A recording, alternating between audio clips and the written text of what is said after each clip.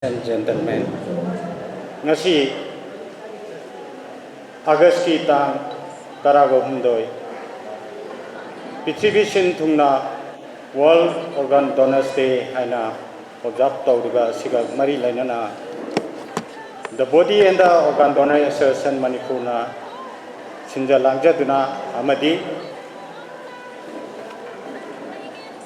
AIPI Associate of Healthcare Provider of India Manipur State Chapter IMA Indian Medical Association Manipur Branch SSRI Caesar Hospital and the Research Institute na support tawbiduna ngasigi thoramasi pangthok sagani thoramasi hawdringagi mangoinana samlakpa hawdongnabagi thoram pareng adu samlakpa khanganjage ngasigi thoram asida chief guest ki phampham langda ikai khumnabagi masagwarpa Professor N Lokendra BC MU na chief guest hoibigani aduga special guest of honor soina Director of Health Service kai khumna jarbi Dr. O Sana Hanbi Devina special chief guest ki phampham langda lengchin bigani aduga guest of honors ki phampham langda President Association of Healthcare Provider of India mingona panjarabada kai khumna jaraba Dr. Palin K. Aisna guest of honors ki phampham langda lengchin bigani aduga guest of honors ki phampham langda lengchin bigataba amana Indian Medical Association Manipur State Branch ki Secretary mingona panjarabada Dr. Soram Gautamna guest of honors ki phampham langda lengchin bigani guest of honors singna phampham langda lengchin ki bigrabai matungda opening song ama mayamda present tawbigani aduga ngasi akoigi aina lebisigi oi thangbada akoina photo manga khak teseriba si akoina ngasi pangthok chariba asiga mari lainaba sida hujik phawbada makoina tabangpan thado amdai thado ka dore koi khudima kaina ga dore haiba pungpham mikubaduda makoigi organ singbu donate tawbiramduna mioi bagi punsibu hingan biram lamba adugumba yamna maman yalaba adugumba mioi singni horen akoigi ngasi lakpiriba amadi lakpiriba singna chief guest amadi president amadi guest of honor singna lai katpiraba matungda lakpiriba akoigi invite singdagisu lai kharadang katpiduna makoibu ikai khumnaba upinaba organizing committee gi maikaidagi ningsingjari aduga makha chatharakpada ngasi mak akoina ngasi pangthok chariba siga mari lainana Caesar Hospital da ngasi mak masagi body asi after demise siraba matungda satra sati singi medical tamiba singi damakta makoi gi damakta oina kathok piramge haiduna akoida place tawrakpa adugumba mioi tara amadi mamangda donate tawbiramaba organ amadi body donate tawbiramaba mioi singi imung manungi mioi singchu ngasi lakpiduna asigumba thoram asi yaubiri haiba makoibu igai khumnabagi thoram sing makhatana pangthok chagani adugi matungda guest of honors chief guest amadi president gi warol thambiduna ngasigi thoram pareng asi pung mari makhai adai phawgi manungda losinjana ba sinjagani thank you ngasigi yamna maruiba thoram pareng asi koi hongnana ba sem saba lojare taramandana program asibu makhatana conduct tawina bai damakta Nandita Hawaibamda Sinajari. Good afternoon, ladies and gentlemen, once again. Now, I would like the guests to allow us continue the program without further delay. In continuation of today's program, I would like to call upon Professor N. Lokendra Singh, VC Manipur University, Dr. O. Sanahanbi Devi, Director, Directorate of Health Services, Dr. Palin K.H., President, Association of Healthcare Providers of India, Manipur State Chapter, Dr. Soram Gautam, Secretary, Indian Medical Association, Manipur State Branch, and Mr. M. Jaisendra, President, Bodang, to kindly grace the function as chief guest, special guest of honor, guests of honor, and president, respectively.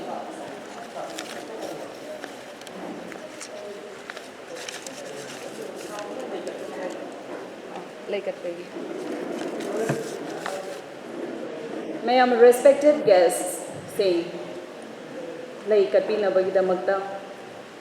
oirom dalinsan binabag nisingzari.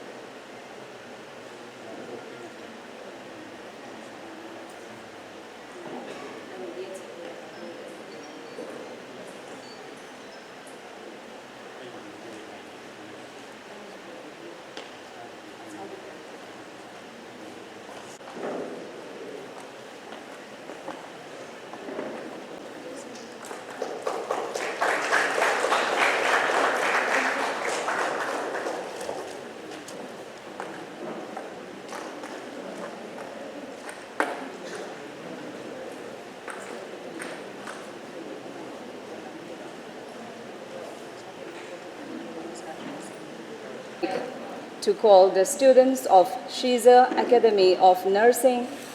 to come on the stage to present an opening song. I request all the students of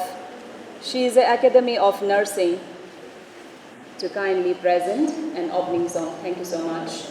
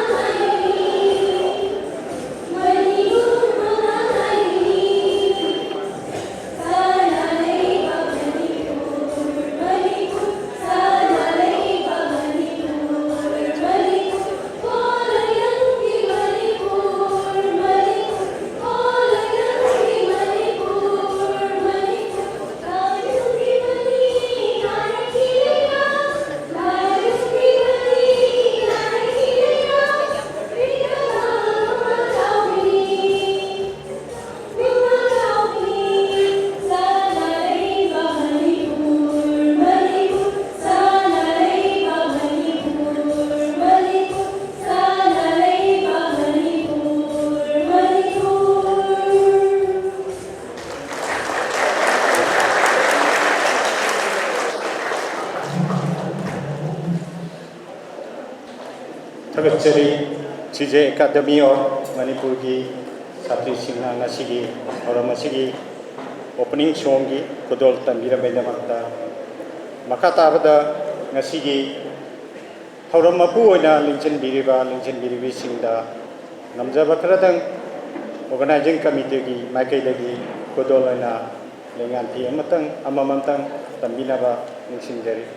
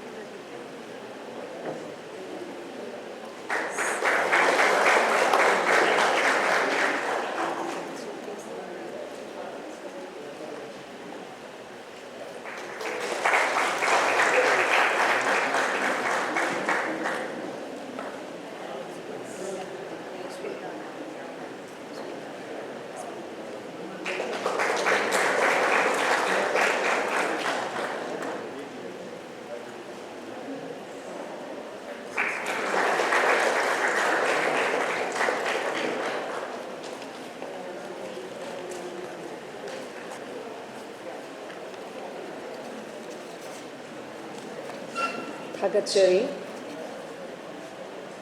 program gi makha sathazarapa saruk oina welcome address bibinabagi damakta member of Bodam Khwarakpam Sunita Abu Toksinjari. Thank you.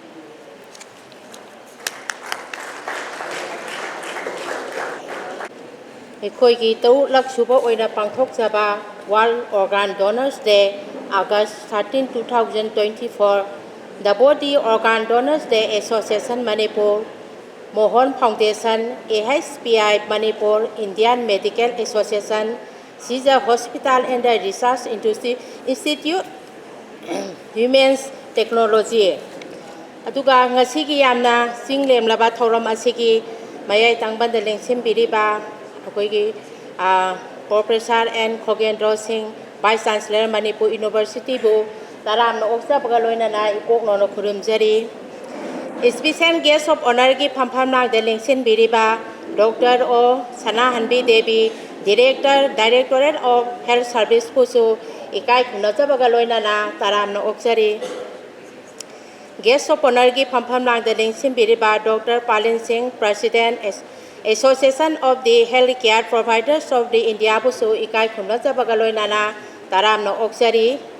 Dr. Swaram Gautam, Secretary Indian Medical Association Manipur State Branch Pusu ikai kunaja bagaloina na taram no oksari. Mr. M. Joy Chandra, President Bodam Pusu ikai kunaja bagaloina na taram no oksari. Ngasi gi thoramasi yamna nungai ba pukning su nungsiba aduga akoigi 2018 dagi hogdok jarakibani masi handaka taruk lak subo oina pangthok jabani aduga loina na 2021 da ai isamaka koi miyoi aniga loina na koigi Zeninski da koi whole body donate tawjabani tawjeri ba miyoi didi koi site academic campaigner New Delhi gi oibiri ba koigi Sar Kiran Kumar ya school dagi aduga Wangjing dagi miyoi koigi Haikham Chawbana Ningong Thuki General Secretary ai isamaka koi 2021 da tawjabani miyoi bana siraba matamda mai tharaga manghan khigadobagi sarupudi lehori batungi generation kayagi isa singsigi khalaga ekoi moigi mahai tamjasano na khalaga koi wakhan sida changchan ki bani ruga masiga loina na koi gi Caesar Hospital da ngasi donate tawbigi tori ba miyoi tara su yamna nungsi jabga loina na taram no oksari maramdi koi gi Caesar Hospital na local pirakli ba thawdang yamna mai pangna ngasi po paikhar pirakli tawgu ba khuding tana ba khuding magda mai pawpa sigi ta magda lehori ba satra singski ta magda akoina mai thadoga manghagadaba haksang sibu satra singsigi isa singsigi oheuba haibase yamna donor oibira ko singi moi thamoi busu yamna ikai khunda sabolo taram oksari mamangda donate tobi khaba miyoi sing ngasi gi phangsala sigi mangda dingsen biriba punaba ngasi maksida phambiri ba satra singji ururaga koigi puning damna nungsiba kopningba amadi thulobo phauje makoina tungi generation kayada imalai ba izati bu koigi ngakna kaduri bane haibagi wakhanda yamna harau jaba pokjaba ꯃꯈꯣꯏꯅ ꯉꯁꯤꯃꯛ ꯃꯃꯥ ꯃꯄꯥ ꯀꯌꯥꯒꯤ ꯊꯧꯅꯥ ꯂꯤꯡꯖꯦꯜꯁꯨ ꯍꯥꯞꯄꯤꯔꯤ ꯃꯁꯤꯒꯤꯗꯃꯛꯇ ꯑꯩꯈꯣꯏ ꯃꯤꯄꯨꯝ ꯈꯨꯗꯤꯡꯃꯛꯅ ꯆꯍꯤꯒꯤ ꯂꯦꯞꯇꯅ ꯑꯩꯈꯣꯏꯒꯤ ꯕꯣꯗꯤꯁꯤꯡꯁꯤ ꯗꯣꯅꯦꯠ ꯇꯧꯅꯅꯕ ꯑꯩꯅ ꯃꯌꯥꯝꯗ ꯏꯀꯣꯛꯅꯅ ꯈꯨꯔꯨꯝꯖꯔꯤ ꯑꯗꯨꯒ ꯑꯩꯈꯣꯏꯒꯤ ꯅꯍꯥꯟꯒꯤ ꯃꯃꯥꯡꯒꯤ ꯐꯪꯁꯟꯗ ꯗꯣꯛꯇꯔꯁꯤꯡꯅ ꯍꯥꯏꯕꯤꯈꯤꯕ ꯌꯥꯝꯅ ꯄꯨꯛꯆꯦꯜ ꯆꯥꯎꯊꯣꯛꯆꯅꯤꯡꯉꯥꯏ ꯑꯣꯏꯕ ꯑꯩꯈꯣꯏꯅ ꯁꯤꯒꯗꯧꯔꯕ ꯃꯇꯝꯗ ꯃꯤꯍꯨꯜ ꯂꯩꯔꯤꯅ ꯃꯥꯏꯕꯅ ꯁꯨꯝ ꯐꯥꯔꯒ ꯊꯝꯕꯁꯦ ꯁꯤ ꯇꯧꯕꯤꯗꯕ ꯑꯩꯈꯣꯏ ꯈꯨꯗꯤꯡꯃꯛꯅ ꯌꯨꯝꯗ ꯍꯟꯈ꯭ꯔꯒ ꯃꯤꯑꯣꯏꯕꯁꯤꯡꯕꯨ ꯒ꯭ꯌꯥꯟ ꯇꯥꯍꯟꯕꯤꯕ ꯃꯤꯍꯨꯜ ꯂꯩꯔꯕ ꯑꯩꯈꯣꯏꯅ ꯑꯃꯨꯛ ꯍꯧꯒꯠꯂꯛꯂꯒ ꯆꯠꯇꯅ ꯆꯥꯗꯅ ꯏꯆꯥꯁꯤꯡꯒꯤ ꯏꯃꯥ ꯏꯆꯥꯏ ꯃꯔꯛꯇ ꯇꯤꯜꯂꯔꯣꯏꯗꯕ ꯑꯩꯈꯣꯏꯁꯤꯗꯤ ꯃꯤꯍꯨꯜ ꯂꯩꯔꯤꯉꯩꯗ ꯍꯣꯁꯄꯤꯇꯥꯜꯗ ꯌꯧꯍꯟꯕꯤꯕ ꯃꯔꯝꯗꯤ ꯃꯤꯑꯣꯏꯕ ꯀꯌꯥꯅ ꯂꯩꯅꯥ ꯀꯌꯥꯒ ꯂꯣꯏꯅꯅ ꯂꯩꯔꯕ ꯏꯁꯥꯒꯤ ꯑꯣꯔꯒꯥꯟ ꯑꯃꯇꯪ ꯋꯥꯠꯄꯗ ꯍꯤꯡꯕ ꯉꯝꯔꯣꯏꯗꯕꯁꯤꯡꯁꯦ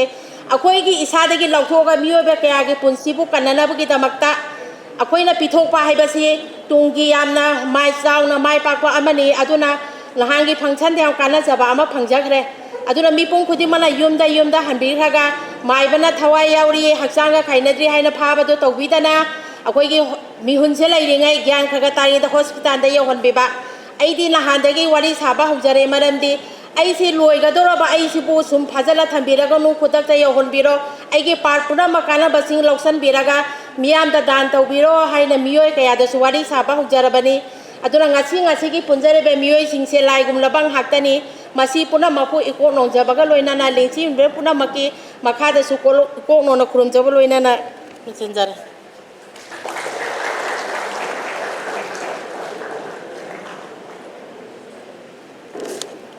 Madam Khorakam Sunitabu, Hainingai Leitana Thagachari, Mathang Asidi, Keynote Address PB Nabagidamata, Mr. Thonauzam Bipin Gardner, Secretary Bodambu, Koksinjari. Thank you.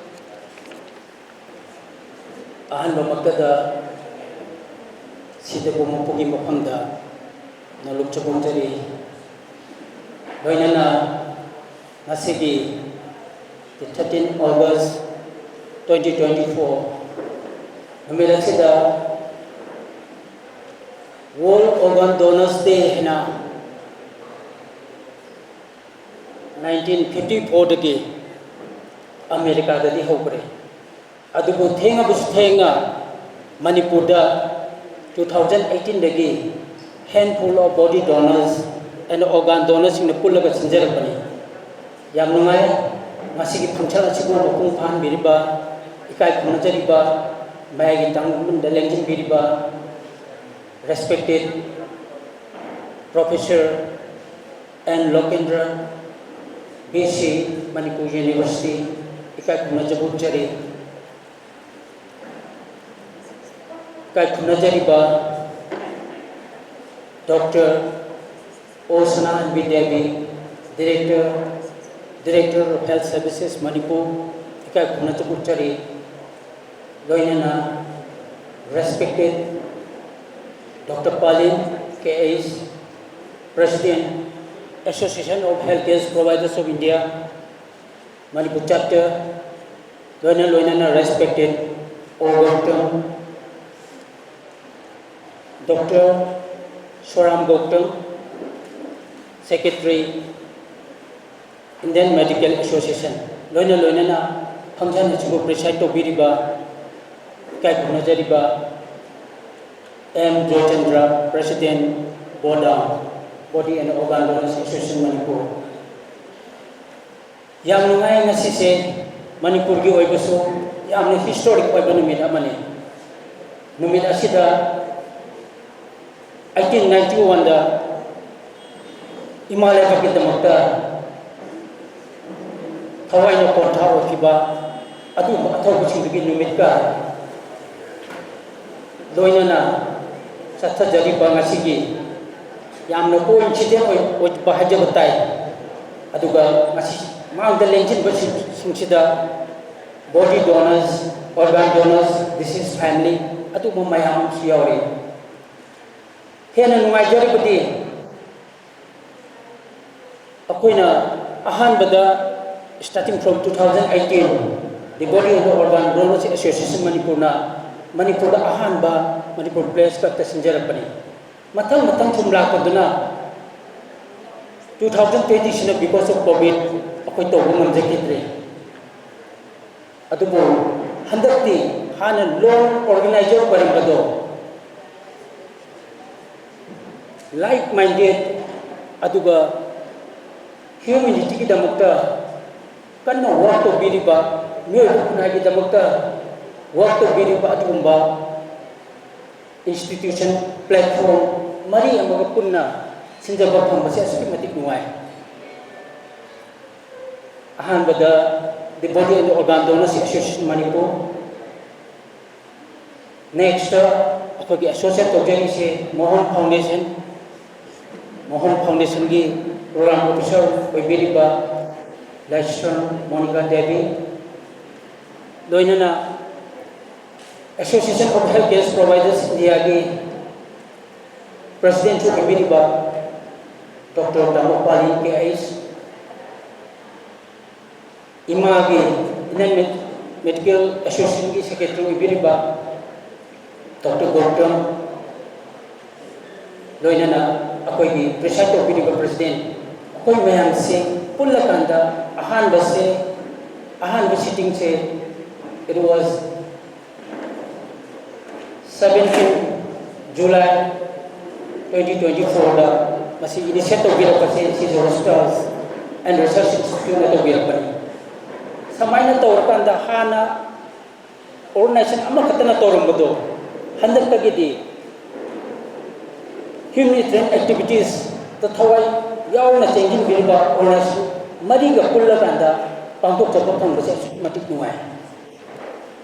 Aduga, Masiki, Puna Nabaki Hona Birapasida, Predice Aina, Madam Anisha K. School. Ready to pijani. Kindly, madam, ang tang lekap pilagati ang nungai ni. Ayan, kuha ang tekobyo.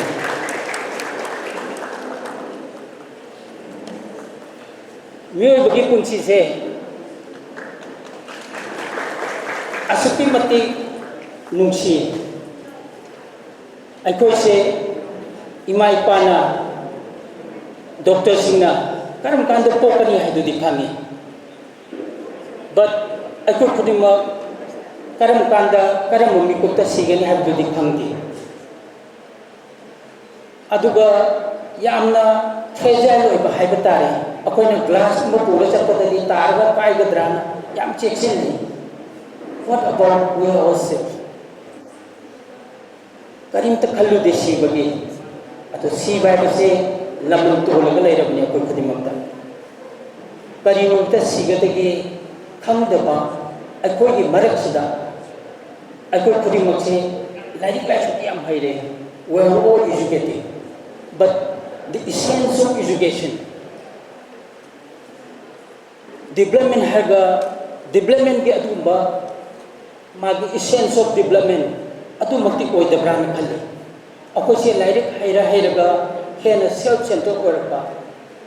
Patopa, Hauja Leba.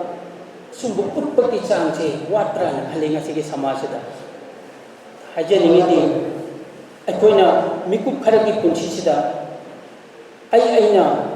gyan loksin wakal leiringai da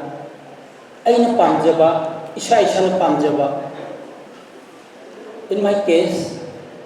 I strike 50 by the year 2027 sahi yang kai shubuki golden birthday celebration je Hapchang si donate of the gain, Kalaga, Rims the Chala of the given. Matam da in a Kale, I misses the Yaraka de Kamatoba. I han hide the vida form affidavit, Lord Shilakanda, even Masida showing them to one at the valley. Man paget over the Eparo Yaris showing in the door. Man Yaratri had I long term, I dream do to Mandabadiaro. Sahi ang kayo subada ay whole body after demise donate to guys. I'm committed and I'm so confident. Atu ba? Katong kasi ay 2000 lagi I'm a regular blood donor. Sahi kudingi adu may napira ka sulak sa bani. Adu mayami yapira ka di marak sida body donors at blood donate to ba mayamang mayawri. Please kindly raise your hands. Kindly. Kudong datang apiwa. Body donate to ba, blood donation to ba.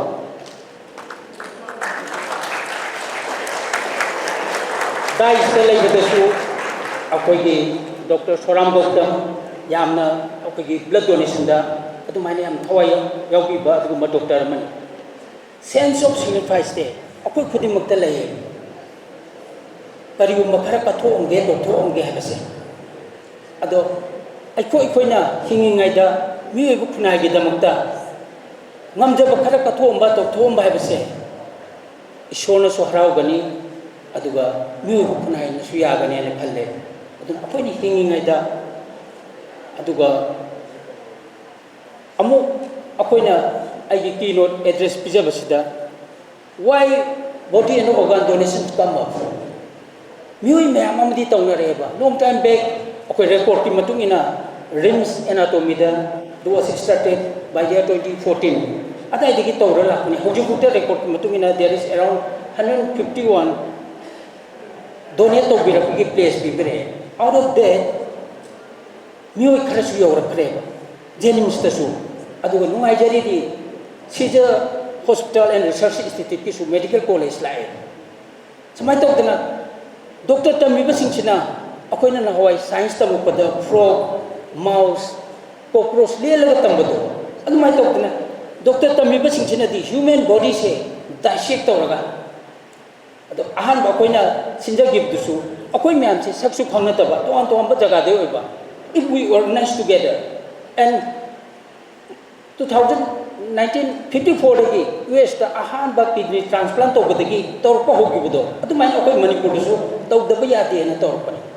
aduga akoi gi social norms kar su leiri akoi kunai chida kana gumamna body donate tawge na play store makanda hengwai man sira matamda rituals kar loina gani rituals kar tawga crematorium book thindoi but for those who donated their body after demise makoi di ambulance la apu doi ne ba aduda magi near ones me na puba yaroi lekai nu puba yaroi ma seris da mai tha dragadi kum dragadi lekai digi tan thokani singen jawloi subaki cases me am chu topre aduna akoi na huji tagi hauna akoi masin se khangna ba tinna ba awan ngai hangna ba adu oiragadi kana gu mama sire habata akoi me am chatna family this is family da akoi na convince to ba aduga yum da gina magi rituals tawon to butu loy mutungda anatomy RIMS to obi jenims to obi sijo hospital do obi adu akoi ma'am parenga chatlaga lei parenga hu aga thinbudo adu su yam ka yamna nungai gani ne khali adu kuma ma'am du gi khalla kanda organization ma lei tabiya de sahi khudingi this is awareness spirit ne adu hanadi akoi na khangpada khabar da body donate to ikole na marak marak tala padu katane but hojikti akoi dasu 3rd August na Indian organ donation day tai habase akoi handak ta khangi adu season initiate to biraga sijada adu su celebrate to kare TV da tok lai kare samai to dana organization mayam sina mioi bok kunai sida akoi gi society sida education amma pi base yamma thok ta bran khali adu pi baduni aduga akoina su aina losinjarapata hajani se handak ki china ahan bo erakanda laiba matam mayam amasida organization ji punmi narakanda different district wise mena togosu yari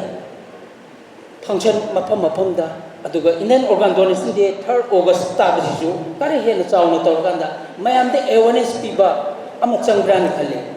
yamna nungai jari badi akoi gi body donation gi marakta differently able oiba madam amusu yauri misses amusu atopa mayam yauri sidatra nati tortra adu akoi na ahan basin gi bagi theme of akoi gi world organ donation day do stay healthy donate healthy haina tawkibani akoi se hakchang de pithoraba aduga aina lamchat ka amaga ai sai positive oiraba hepatitis na adana khotana torgadi I can donate that doesn't accept me aina pini do moina lowo ya roiba so akoina samaina sinbasina sumbo oiro kanda akoi se ai gi character se kitang rectify to na bagi room amusu lei brand kale aduna stay healthy donate healthy kind of tawra chinja kibini yam nungai mayam na cooperation pibiraga whole sama big thale masi si yam nungai lengbi regli to kwai punama aduga koina hajiru bada harau harau ya biramba respected dignitaries kwai punama pu thagatari function je loibu phabu yawmina si mapung bahan si aduga matung tarapada hena tawbak ngamna po pana si aina ngasi ko ta two types of people theme mui makal ani kap aina thenga brana kale one is chepan wang na khaba building wang na saba one who is making high walls high buildings for his end and for his family aduga kanamtana khangdana khangbidana wang aba chepol magi wang aba building gi manunda kanamtana khangdana loiba aduga mamuwa gi amaba and the other one is the man who sacrificed his life for the benefit of the entire humanity and he sikutana adu ningjing na laiba masagi haiba imungi haiba adu makhanda bida mi ba khuna gi damakta ni nya kenda chongjari ba adumba ngasibu aina idol loina khanjabada lamnan ba irabo aduga hodi koi gi marak te lengjin bi bi chingda chu adum lai horaga dawba yamna prominent figure yawi ai mayam bi lakta adum mi lakta tinba phangjam se yam nuai je ai loi tenin jarge akoina change sama ho ge haragadi isa isa de ge hobom sang ado we should be a different person in my case I gi luhom bagi patonda donate blood save life plant more trees social services of birthright aina thaje in every occasion of my family I isa gi oibada angangi sosti da hoduk minaba machangi ado ai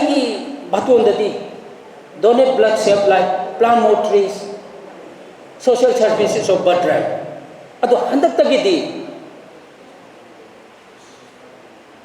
donate organ donate your body save life hai ba musu yaur den khanjare ai no hungok tragadi will change all society akoi ai degi hungdom ina ba machangi aduga ngasi timbiri bisitu to anto ba platform gi music lions club ki lottery club ki aduga akoi gi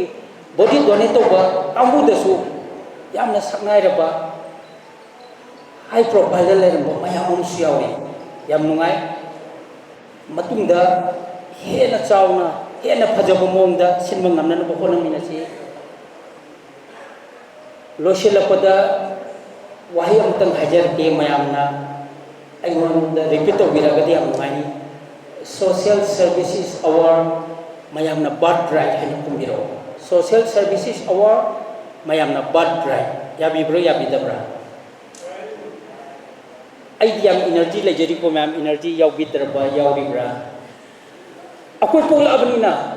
social responsible do akoi lebam to society da aina ima ipa na kari to gire government na kari to gire samaj na kari to gire se sina taba aina what I've done towards humanity towards society se koi hamina bam sangi ado ai logger ke social service is our birthright na mayam to kumbiro social service is our birthright social service is our social service is our thank you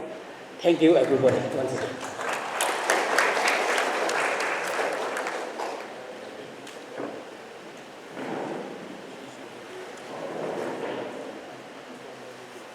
Thank you so much, Mr. Thongnauzam Bipin Gardner, Secretary Bodam, for your valuable speech. Now I request Ms. Laistrom Monica Devi, Program Officer, Mohan Foundation, to give her speech on organ donation. Thank you so much. Ambadai Kong Nalan Kurumjari. Nasi World Organ Donation Day ga mari lena na ihagna organ donation की matangda khara makai khaminanaba haidana slide ama prepare tawjai si meeting taminasi.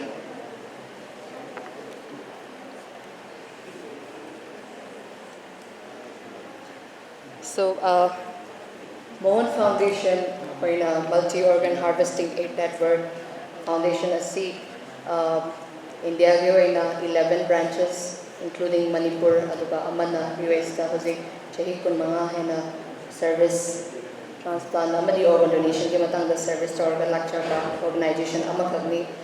Manipur da 2019 da knowledge partner oina government of Manipur ka tied up tawrakanda koina organ donation amadi transplant ki lamda kanna hona jaraga lakni. So ahambada koina khagmita dursi organ donation amadi transplantation hierarchy hojik matamda remarkable oiraba gumba koigi medical science and technology chakhalapagi tangai mak khatraba tawdaba yadraba gumba norms amadi hospital amada magi tech line hapa gumba makalgi or ama oirakli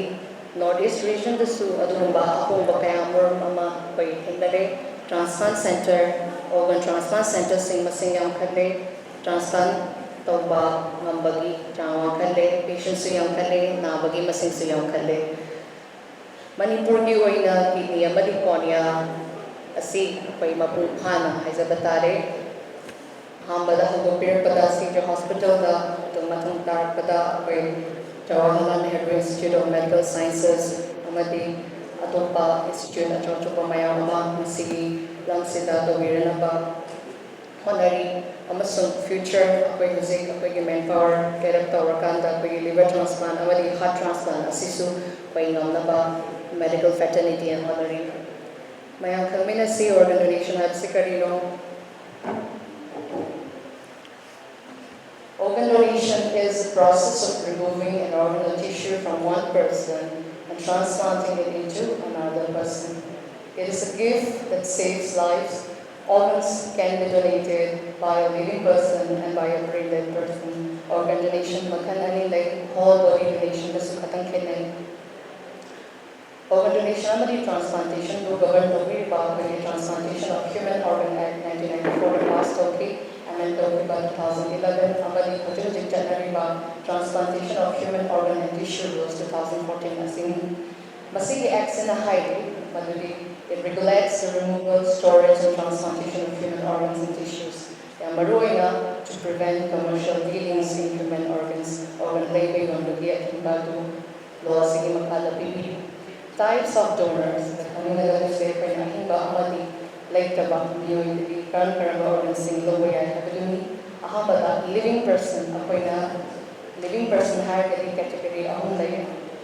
Ahamada, when related Ima, Hegna, first relation, mother, father, brother, sister, Asinachimba, City Vaya, Advani, Shubada, lawfully married husband and wife, husband, Pivusigai, if wife and Aragadi, Adva, wife and Pivaya, husband and Aragadi. So, ahun subadala is na under that kariguma imo manungagi ibaya miyoy electrically magi second degree relation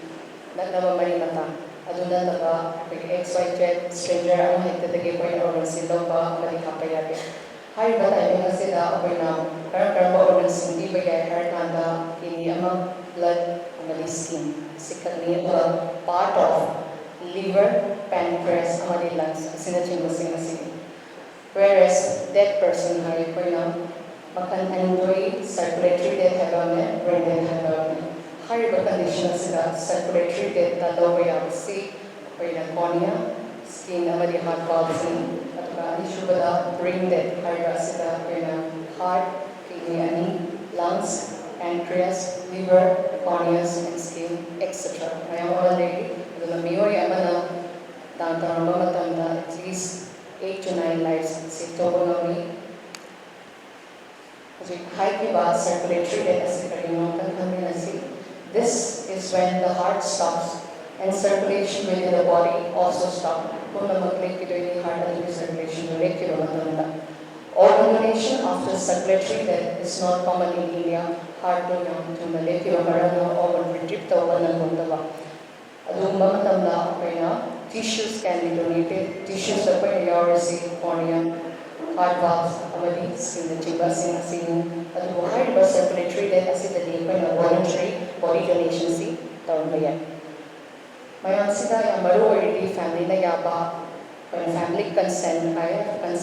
akoina consent si yam darkani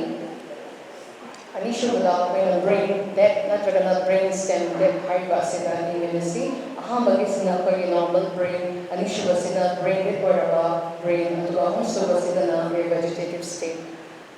haiba ahamba normal brain sida koi part ahum main oina cerebellum amadi brain stem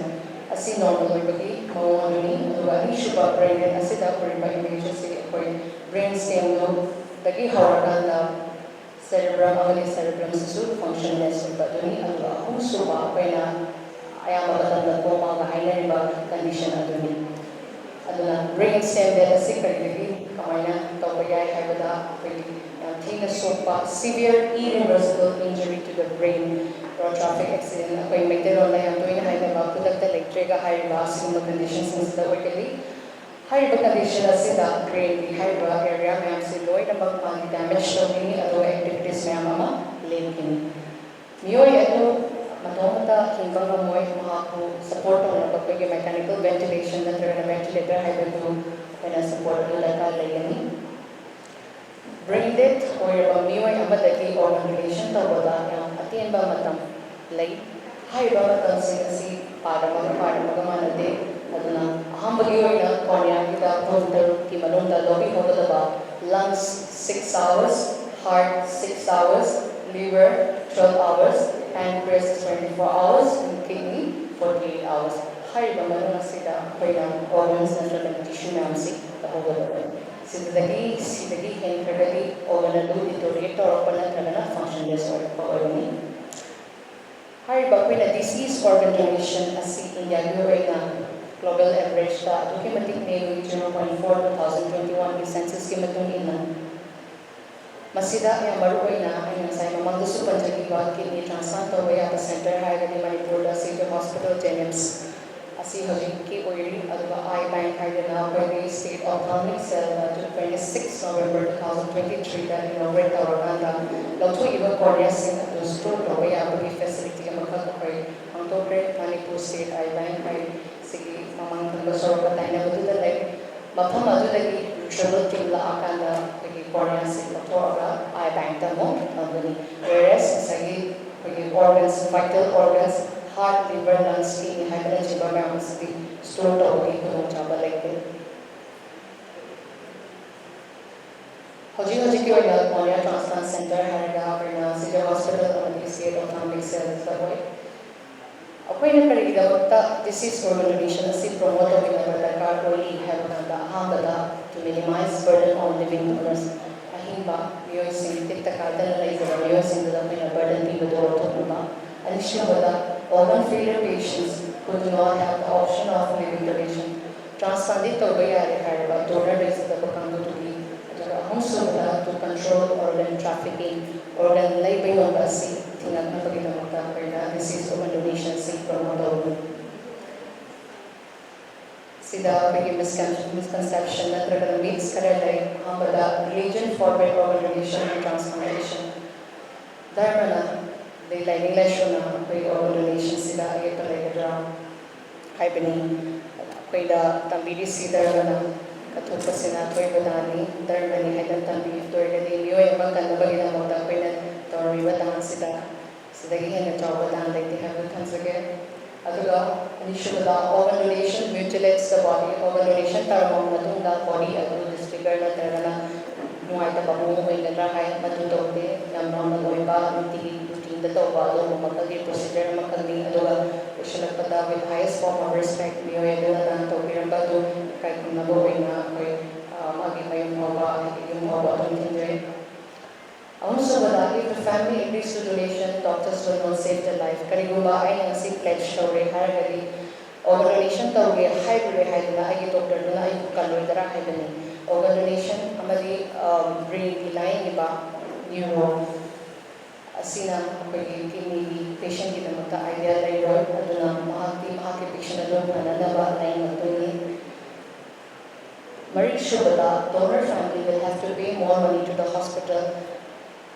Logi Matungina, Sida Koi donor having donation is a gift. Aduna donation to Pada, Toyoka Pesha, Natagana Hospital, the Gi, Natagamio, Emma, the financial involvement, Sunya around there. Hariba organ donation asi aina hingi da gyan tazare ai pamjare haidana koi wasak lauram bayai adu bo na pledge tawa kawi aduda who can be a donor have a properly kana donor boy bayai hambada all of us can be a donor we are putting bagai paramdi asagi brain dead to or situation aduda organ adu thari natraga khatre haibagi maton ilakanda organ donation si tawi dong Anishubada, organ donation is done only at hospital. Organ donation has a separate hospital. Kapila Tawagawai, Aduga, Miki, Natragana, Cornea, Nibnaha, Hirasukune, City of Hospital, Natragana, Yumdalita, Matanda, Cornea, Sitonita. Is there a cost to the donor or their family? Donor Nimu Manunda, Peshapi Bagi Darka, Legendra, Haven, Late, and the donation is a gift that saves lives. Hojik puki oy na paini oy tamagi matagta pledge si paibi kre atura More Foundation na awareness campaign tatha jarpa kene ani usjare iba yoy mayam na pamsaba mamagi sai wish to fulfill the register adon makata na chatari asida na koi stakeholders mayam workshops seminars mayam sendana transplant system asimu yokan dinadaba mali strengthen donor of the journey with the involvement of the government of Manipur Directorate of Health Services. Sida akoina road traffic accident tolak pa matanda akoina police ki role ama like MLC case akoina medical legal case ayo sida akoina police ki oiba different role ama like hiring asi akoina April 2023 da 16 district offices names ka pula apai yan minagre workshop na tatan asida natana apai mapamapang clubs organizations school colleges na amada apai awareness program si tatan aduga si scandal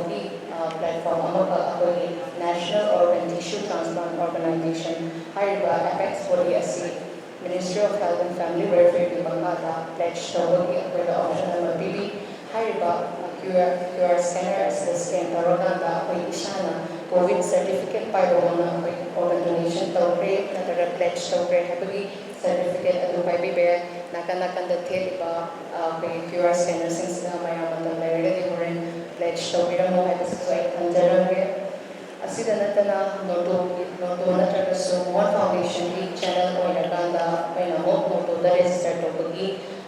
channel adusut hamsa ido One Foundation League card pa bi baso no gaya donor card na taga certificate pa bi rehired on USC sige matanda itong hamsa ge card na taga certificate have a same way of expressing your wishes along yapang badong kung doctor ba kutan ya maru ba documents ng imartat ng biyo purse wallet documents important documents imartat ng biyo Sedangkan yang baru ini pengen menunggu beliau sedangkan lembar doni. Kalau ba ay na donor may basi pamre hire the card the sky biraga na certificate the sky biraga sagi ibang manunda kung do pirami ba ay do mag pamre hire ba wakon do thamira gani ya mena investigation ay ko blood test ng issue na darkar laite noto ki certificate pa yung ginamit ko na Aadhaar card darkar ay phone number ka OTP la kana pa na certificate do pa pe ito One Foundation dito na email ID ang makatiyan darkar oy sige implement World Organ Donation Day asigo kung kan biriba ko ini ay kitra ba asi may manga o doy ay sa katra bagi tanja do sige bada Mr. Sarun Kennedy Singh 42 years August terror donation August 2nd 2023 Ito ay generous na tuga Tawirang Banang PDM Tawirang 2nd August branded certification na hospital na Tawirang Banang protocol ay kini ado generous na Tawirang Banang na generous patient na Tawirang Banang waiting list na Tawirang Banang malaway ate masig issue na allocation policy to like ꯍꯥꯏꯔꯤꯕ ꯑꯁꯤꯗ ꯑꯩꯈꯣꯏꯅ normal ambulance ꯑꯃꯅ ꯆꯠꯂꯤꯕ ꯁ꯭ꯄꯤꯗꯁꯤꯗꯒꯤ ꯈꯔ ꯍꯦꯟꯅ ꯊꯨꯒꯠꯅꯕ ꯑꯩꯈꯣꯏꯅ ꯀꯣꯔꯤꯗꯣꯔ ꯑꯃ ꯁꯦꯝꯃꯤ ꯍꯥꯏꯔꯤꯕ ꯀꯣꯔꯤꯗꯣꯔ ꯑꯁꯤ ꯑꯩꯈꯣꯏꯅ ꯒ꯭ꯔꯤꯟ ꯀꯣꯔꯤꯗꯣꯔ ꯍꯥꯏ ꯑꯁꯤꯒꯤ ꯃꯇꯝ ꯑꯁꯤꯗ ꯑꯩꯈꯣꯏꯅ ꯏꯝꯐꯥꯜ ꯏꯁ ꯑꯃꯗꯤ ꯋꯦꯁꯀꯤ ꯄꯨꯂꯤꯁ ꯑꯃꯗꯤ ꯇ꯭ꯔꯥꯐꯤꯛ ꯀꯟꯇ꯭ꯔꯣꯜ ꯔꯨꯝꯗ ꯏꯟꯐꯣꯔꯃꯦꯁꯟ ꯄꯤꯖꯩ ꯁꯣ ꯗꯦꯠ ꯉꯁꯥꯏꯒꯤ ꯑꯦꯝꯕꯨꯂꯦꯟꯁ ꯑꯗꯨ ꯍꯥꯟꯅ ꯆꯠꯅꯕꯗꯨꯗꯒꯤ ꯈꯔ ꯍꯦꯟꯅ ꯄꯟꯗꯕ ꯂꯩꯇꯅ ꯆꯠꯅꯕꯒꯤꯗꯃꯛꯇ Second case, Apoyna Mr. K. Roman Kumar Singh, 31 years, date of donation, October 11, 2023, Jennings, Imphal, Manipur, donated 4 kidneys. Sige matungdadi, ako'y DD order status haibana deceased donor organ transplant status. India ke oina Manipur ahamba Northeast regions di manungda oina account handle district rate organ zakre. Sige matanda third case Mr. Maisam Nina Singh, age 54, date of donation February 12, 2024, Jennings, Imphal, Manipur, donated 4 kidneys and corneas. Sige matanda fourth case Ms. Mamoytan Karina Devi, 17 years, date of donation April 3, 2024, at the Mampanga Senior Hospital and Research Institute in Imphal, Manipur, donated 4 kidneys and corneas. And she became the youngest organ donor in the state, which is Bombay, Yamaha, Kaitagi, Hawaii, organ donor, Wamiri, Arabada, Srimati, Nithosam Mani Devi, age 50 years, date of donation, May 19, 2024, place Jennings, Imphal, Manipur, donated corneas, Mayama Sibu, Kaikundaboina. Thank you for saving many lives. Thank you for being our hero in the Hong Kong Council. Aduga Arabada, Waring Machamatan, Hamzage, Mududi, Kutsin Naramsi, Nahaki Kunsigi Aroy Bawari Adu, Kanaguma Amagi Ano Bawari or Hanamsi, Kayaki Dan Taurasi, Mioy Kayaki Kunsi, Kalamsi, Hebawa Famasini, Aduga, I have na video matik amatanga total journey of the second disease donations na tawag process adugi details summary way na video matik amatanga hamzage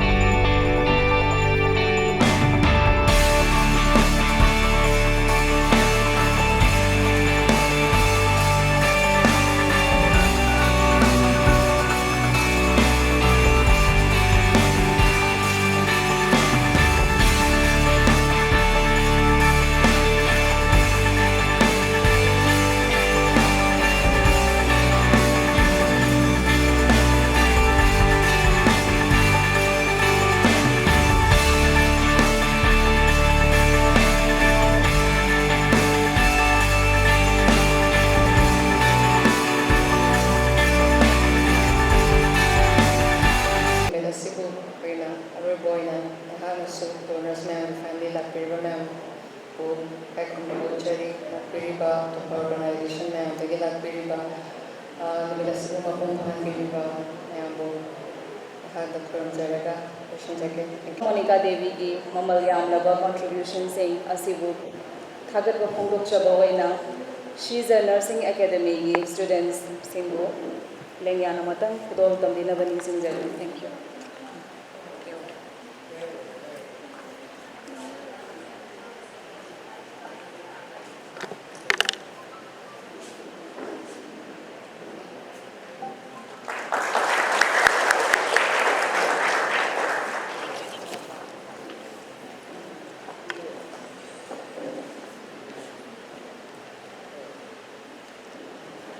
Thank you so much, Ms. Lystra Monica Devi, Program Officer, Mohan Foundation. Program asigi makhat satharak pasarukama oina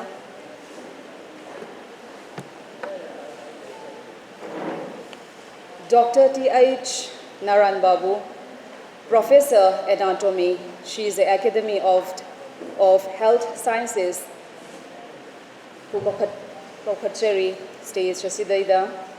body donation gi maramda maruiba wahai kharadam tamina bagidamata. Thank you.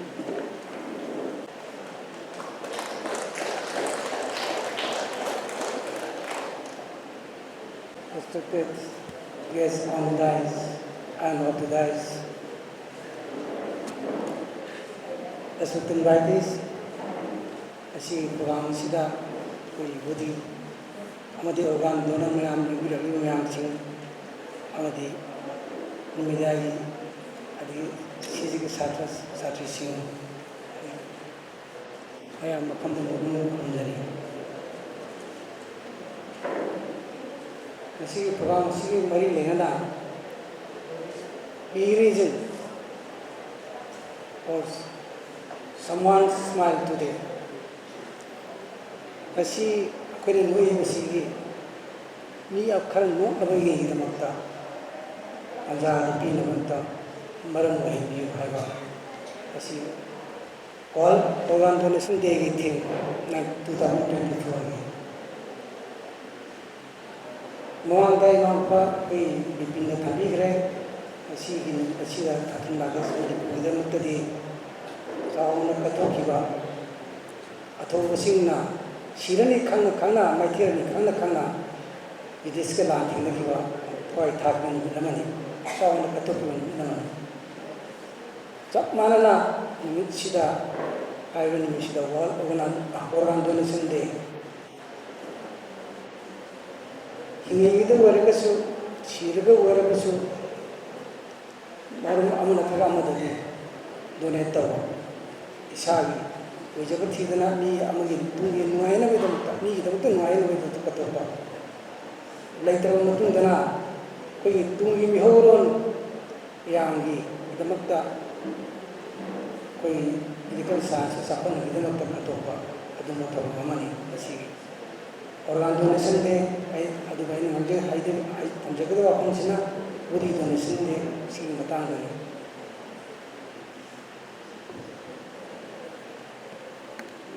ꯑꯍꯥꯟꯕꯗ ꯑꯩꯅ ꯃꯇꯧ ꯀꯔꯝꯅ ꯑꯩꯈꯣꯏꯒꯤ human ꯗꯤꯁꯦꯛꯁꯟ ꯇꯧꯕ ꯍꯧꯔꯛꯈꯤꯒꯦ ꯍꯥꯏꯕ ꯃꯇꯥꯡꯗ ꯈꯤꯇꯪ ꯊꯝꯖꯒꯦ ꯃꯇꯨꯡ ꯇꯥꯕꯗ ꯑꯅꯤꯁꯨꯕ ꯑꯣꯏꯅ ꯁꯨꯛ ꯌꯥꯝꯅ ꯁꯥꯏꯟꯁꯅ ꯑꯗꯨꯛ ꯌꯥꯝꯅ ꯆꯥꯎꯈꯠꯂꯕꯗ ꯀꯩꯒꯤꯗꯃꯛꯇ ꯑꯩꯈꯣꯏꯅ ꯕꯣꯗꯤ ꯗꯣꯅꯦꯁꯟ ꯑꯩꯈꯣꯏꯒꯤ ꯍ꯭ꯌꯨꯃꯦꯟ ꯗꯤꯁꯦꯛꯁꯟ ꯀꯔꯤꯒꯤꯗꯃꯛꯇ ꯗꯔꯀꯥꯔ ꯑꯣꯏꯔꯤ ꯍꯥꯏꯕ ꯃꯇꯥꯡꯗ ꯊꯝꯖꯒꯦ ꯑꯩꯈꯣꯏꯒꯤ ꯂꯤꯇꯔꯦꯆꯔꯒꯤ ꯃꯇꯨꯡ ꯏꯟꯅꯗꯤ ꯈ꯭ꯋꯥꯏꯗꯒꯤ ꯍꯥꯟꯅ ꯗꯤꯁꯦꯛ ꯇꯧꯈꯤꯕꯁꯤ ꯂꯦꯟꯅ ꯌꯦꯡꯈꯤꯕꯁꯤ ꯑꯩꯈꯣꯏꯒꯤ ꯏꯟꯗꯤꯌꯥꯒꯤꯗ ꯁꯨꯁꯨꯇ꯭ꯔꯥ ꯑꯩꯈꯣꯏꯒꯤ ꯐꯥꯗꯔ ꯑꯣꯐ ꯁꯔꯖꯔꯤ 3000 ꯆꯍꯤ 3000ꯒꯤ ꯃꯃꯥꯡꯗ ꯊꯝꯕꯤ ꯑꯗꯨꯕꯨ ꯃꯇꯝꯗꯨꯗꯗꯤ ꯑꯩꯈꯣꯏꯒꯤ ꯔꯦꯀꯣꯔꯗꯤꯡ ꯋꯥꯠꯄ ꯑꯗꯨꯒ ꯂꯣꯏꯅꯅ ꯑꯩꯈꯣꯏꯒꯤ ꯏꯟꯗꯤꯌꯥꯒꯤ ꯁꯤꯚꯤꯂꯥꯏꯖꯦꯁꯟ ꯃꯌꯥꯝꯁꯤ ꯂꯣꯏꯅ ꯌꯨꯅꯤꯚꯔꯁꯤꯇꯤ ꯃꯌꯥꯝ ꯑꯩꯈꯣꯏꯒꯤ ꯂꯩꯔꯝꯕ ꯁꯤꯚꯤꯂꯥꯏꯖꯦꯁꯟ ꯃꯌꯥꯝꯁꯤ ꯂꯣꯏꯅ ꯃꯥꯡꯈꯤꯕ ꯃꯇꯝꯗ ꯑꯩꯈꯣꯏꯒꯤ ꯔꯦꯀꯣꯔꯗꯁꯤꯡ ꯑꯌꯥꯝꯕꯅ ꯃꯥꯡꯈꯤꯕ ꯑꯗꯨꯅ ꯃꯇꯨꯡ ꯇꯥꯔꯛꯄꯗꯗꯤ ꯑꯩꯈꯣꯏꯒꯤ 300 BC ꯃꯃꯥꯡꯗ ꯑꯩꯈꯣꯏꯒꯤ ꯍꯦꯔꯣꯐꯤꯂꯁ ꯑꯂꯦꯛꯖꯦꯟꯗꯔꯤꯌꯥꯅ ꯍꯧꯖꯤꯛ ꯍꯥꯏꯅꯔꯤꯕ ꯏꯖꯤꯞꯇ ꯂꯩꯔꯤꯕ ꯖꯒꯠꯁꯤꯗ ꯒ꯭ꯔꯤꯛꯀꯤ ꯁꯤꯚꯤꯂꯥꯏꯖꯦꯁꯟ ꯑꯁꯤꯗ ꯍꯧꯗꯣꯛꯈꯤ ꯃꯁꯤꯗꯒꯤ tang sum horpasina 3-4 AD adai horokhi human dissection se adugu matung tabada amu thingure koi mama matam mamada koi sida phangbu matam sida lelamba phangamba idea adu digi hen atopa ma to yaro na thinge amuka marak sidigi amu 13 AD sida Italy koi bolukna city sida amu hore ko human dissection je permission piraga in civil khala badigi adigi 14 AD sida na koi France lakhe adu matung tabada 17 digi de amu church koi civilization koi western yam de christian yam si lakhe church na thingen gre adu koi science ti sai tamakpa sai physician yam sina surgeon bo lore tamakpa yam sina khangning ba haining ba do pokko lai ni na aduna koi dissection ji koi human body dissection to bus leptana chum chatharapa adu matung tabada gi di koi anatomical action lakre koi si phangna ba lenba matam sida matam da ngasagi US da matam da moru ena jamna sapali sidi British digi la digi Spain digi sakko moi Portuguese kamu si si yam le banso khar laita laira sina koi France ke Irish kamu sin hoi aduna matam sida ina khara khunba kamu gidi tawdur ga so arai laira mayam si laita laira adigi unclaimed body dissection to wasi US da hoi moru ena banso en tawi atunda British lai India da di dissection ji khai han ji 18 ga 36 da koi Calcutta Medical College sidai da hodokhi sidigi mat aduga anatomical ek haire ga di khai han basi koi unclaimed body claim tawdaba pungni phuni pan sida mari mata karanta laktraba kamu se United States da koi Massachusetts haiba lam sida 1831 da tawi atung tarapada British na 1832 da hawi sab manaba mong da unclaimed body ngakta ngoina permission pi base anatomical act sida adu hoi lona rang sai British da di yang wari am saw hre masi matang da di koi body snatch to wari mayam leire koi sidangai wi phumuge dungai wa koi fresh oi body se matam da surgeon mai satra myam sina body dissect to phangda badigi di kom du khugaira ga dang lok thokba body snatch koi oi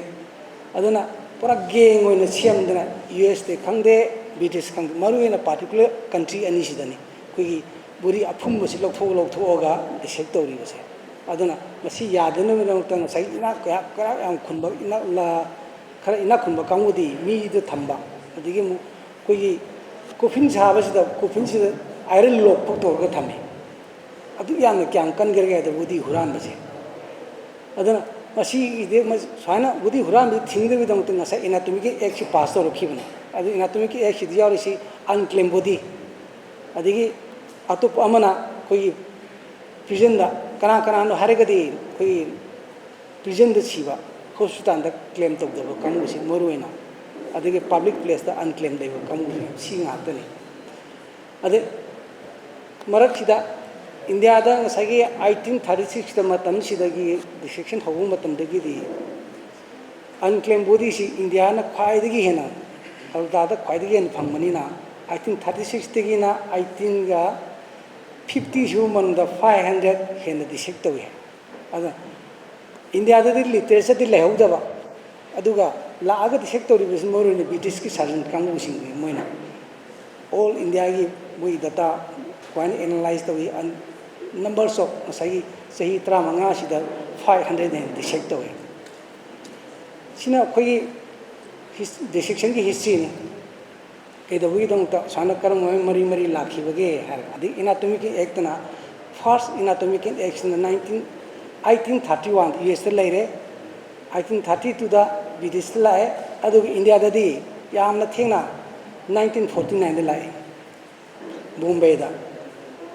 matungda hario act si amuka 1959 modify tawre aduga Manipur dadi 2015 gi October 15 da inatomic act si pass tawi hair inatomic act da pass tawi besi kogi unclaimed body ai donate tawi ai kana khana kogi hingi matam da mi ani no witness wai gada aduga mai relative na Atop Amna Sund yam Hena define तौदे सिग मराक्षिदा कोई western country दी माने निपादना नत्रगन निपीदना हिंगी मतमदा मसाना sign तरुगा लेरंगदबनी अदु sign तरुगा sign जी modify तौबे यादे अलेस अंतिम माना सिदिंगी मतमदा अमोना कक्तरगदी अदु virus अदु यौना strong ओइबो कोई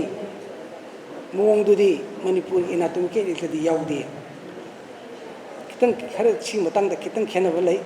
अदु ओरगसु अखोगी बॉडी डोनेट तौरबा कांगुना अदुम मसाना अदुम फैमिलीना खंदे अदुम डोनेट तौबी हंदक सिजेदा अमा मसिन हारेमे हाय फैमिली दा डोनेट तौबियोना पतंग दा मागी विल लेरम नते अदु लाग बॉडी दु डोनेट तौबी अदा सिना लेहौरीबा हिंगौरीबा फैमिली मेंबर कामु दिगी क्याम चावगे हाबदा फैमिली मेंबर दना डोनेट तौबियु आई साने साने विल सी लेरे हाबदु कोई यावद्रगसु डोनेट तौबंगामी अदु करिमु कांदा मोइना स्ट्रांग डोनेट कोई ये लगता है कि फेन तरुक तारगदी अकोइना कोई दी रिसीवर कांगुसिना स्ट्रीट ओइबवानी लेगेल प्रोसीजर चनबु नमदे अदुना करिमता अकोइना खुद थिंजिंदे ngasi होगा स्टेट अमनि थेंगजगरे स्टेट अमनि थेंगजगरे बॉडी दी डोनेट तौगे नमा पादुना हारंबा अदुगा अकोइमदा कोई फैमिली मेंबर्स ने ये लपदेगी दे अदुनी चिंता मखा ताबदा कोई साइंस हम चाखले AI कोई आर्टिफिशियल इंटेलिजेंस ना कोई सही मी से साल लगा ये लगा मूवमेंट जी हांदुगी दु याम सफत करे अदि मरक सिदा कोई वर्चुअल सेक्टर ना कोई सब माना कोई ऑनलाइन मीटिंग तो वदना कोई फोटो माइनो ये वर्चुअल सेक्टर ने सी हारिबा पोची कोई सिमुलेटर हारगा साइंस कोई मेडिकल साइंस कोई फैकल्टी खुदिंग के कोई स्ट्रीम खुदिंग के लोइना लाइरे हजिकांदे अदु ओरगसु हारिबा पोचिना जेक्ली कोई बॉडी डिसेक्शन जित रिप्लेस तव ngमब्रा हारगदी अदुमक्ति ओइद्री कोई human body is so much से 5000 10,000 ओरगसु सम डिफेक्ट सम अमन नत्रगा मददिन खेनबा अदुम लई अदुगा तमिबा छात्र सिंगदुना अखोगी हारिबा वर्चुअल से पारगा मतमदि येंगे तो only photo serial photo analyse तब खतने मदुना अखोगी लाइव नि गोइबा पारगा पोसिना है साजन मदुना है थेंगनगदरिबा कोई ऑपरेशन तब मतमदि थेंगनगदरिबा सिने सिगी पोची टेक्सचर सिने सिगी टेक्सचर सिनी हाइवे फोटो दियाउदबा ओनली कोई भावना सारग उब फोटो मयाम सीरियल फोटो एनालाइज तब कोई वर्चुअल सेक्टर लेरी पोचे अदुमकना कोइना अदु याम साइंस टेक्नोलॉजी याम चाखलगजु अदुगा लाइव विजुअल दु गोय फमदब कोई सिगी मतंगददी कोई सिमुलेटर कोई फ्लाइट सिमुलेटर हारगा कोई पायलट मैम ट्रेन तौरिबो मैम लेरे मोइना 3D दी फजन ngami होरे कोई सिमुलेटर ददी 3D फिजिबिलिटी सी वारगसु लिविंग टेक्सचर की अदु कन्फिगरेशन मतुंग द पोट अमा पुरा लेतबदुना मोइदे अतोपददी याय सिददी यादब अदुना स्टिल अखोय याम वाट पम ले सिदा रिप्लेस तब ngमदब बॉडी द थिंगरी पोटु अदुनने अखोयना बॉडी डोनेशन से कोई ह्यूमन डिसेक्शन से करियम दका होयरगदी साइगी पोटु एनालाइज तब अदुना कोई बॉडी डिसेक्शन तब अदुम मसाना अदुम कंपलसरी होयले अदुना कोमदा आई इनाटोमिसम होइना सी लिंदिरलिबा अमदी बॉडी डोनेट तबिर फैमिली सिंग organ donate तबिर फैमिली सिंग अमदी सिदगी कोई तुंगदा आइना लेतरबा तुंगदा आई मीट आई हक्सांग कथोप याबा बॉडी डोनेट तब आई होल बॉडी सी मयाम तुंगी मिरोन की दमकता खंग है ꯁꯥꯇ꯭ꯔꯁꯤꯡ ꯍꯩꯅꯕ ꯁꯤꯡꯅꯕꯒꯤꯗꯃꯛꯇ ꯑꯩ ꯀꯠꯊꯣꯛꯆꯔꯦ ꯍꯥꯏꯅ ꯀꯠꯊꯣꯛꯄꯤꯔꯕ ꯃꯌꯥꯝꯁꯤꯡꯕꯨ ꯍꯥꯟꯅ ꯈꯨꯔꯨꯝꯖꯔꯤ ꯁꯤ ꯍꯥꯏꯔ ꯂꯣꯏꯁꯤꯟꯖꯔꯤ Naren Babu, Professor Anatomy, Shiza Academy of Health Sciences Bu Hainingai Leitana Thagatchari. Shiza Hospital Nursing Academy gi Satra Singna Lengyana Makudol Tambina wa Insinjari. Thank you.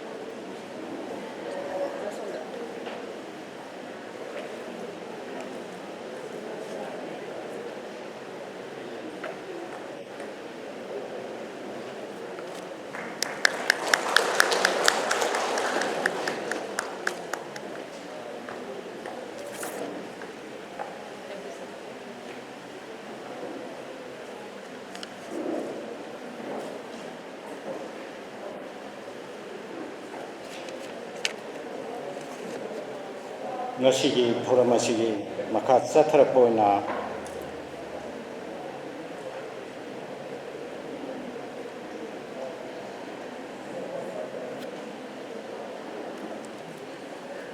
masa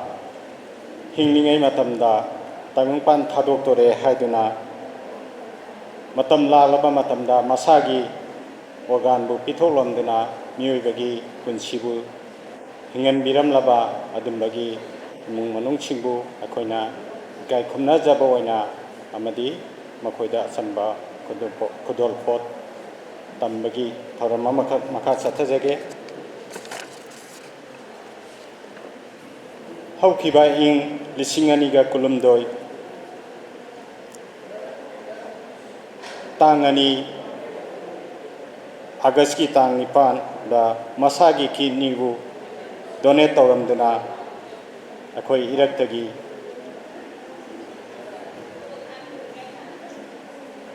lamna laikhraba adugumlaba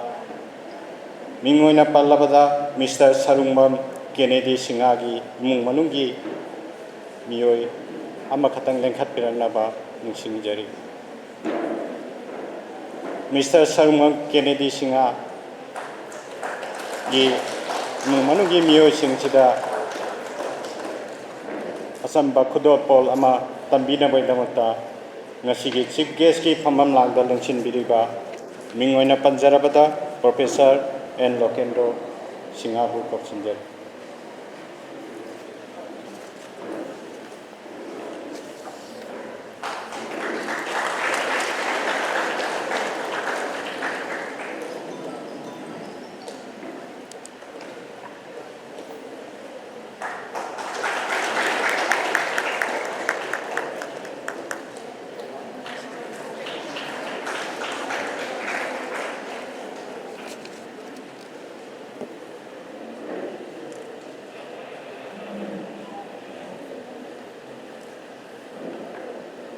Tagacheri Luga Haukiba Lisingani ga Kungondoi October Gitang Taramathoda Tabangpan Thabuk Tuna Satkraba Mr. Roman Kumar Singha Mahaki Kinina Miyoi Bagi Punsibu Amuhanna Tabangpan Chida Hingan Birami Mr. Roman Kumar Singhagi Mung Manungi Miyoi Makatang Stage Taksida Lengkat Piranaba Ningsingjari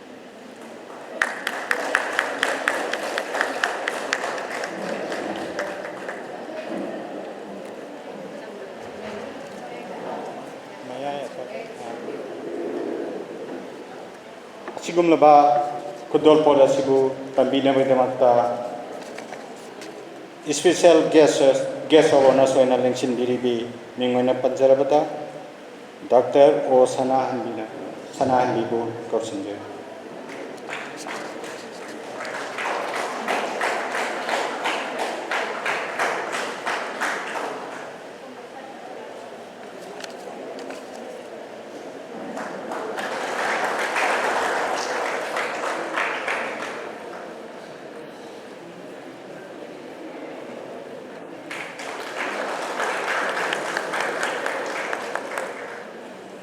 Tagacheri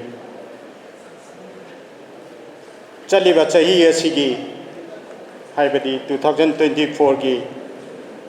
February gi Tang Tarani Thoida Masagi Kini Amadi ꯃꯤꯠꯀꯤ ꯀꯣꯔꯅꯤꯌꯥꯕꯨ donate ꯇꯧꯕꯤꯔꯝꯕ ꯑꯗꯨꯒꯨꯝꯂꯕ mister ꯃꯩꯁꯅꯥꯝ ꯗꯤꯅ ꯁꯤꯡꯍꯒꯤ ꯃꯃꯜ ꯌꯥꯝꯂꯕ ꯇꯥꯏꯕꯪ ꯃꯤꯑꯣꯏꯕꯒꯤꯗꯃꯛꯇ donate ꯇꯧꯕꯤꯔꯝꯂꯕ ꯑꯁꯤꯒꯨꯝꯕ ꯏꯃꯨꯡ ꯃꯅꯨꯡꯒꯤ ꯃꯤꯑꯣꯏ ꯑꯃꯈꯛꯇꯪ ꯂꯦꯡꯈꯠꯄꯤꯔꯛꯅꯕ ꯅꯤꯡꯁꯤꯡꯖꯔꯤ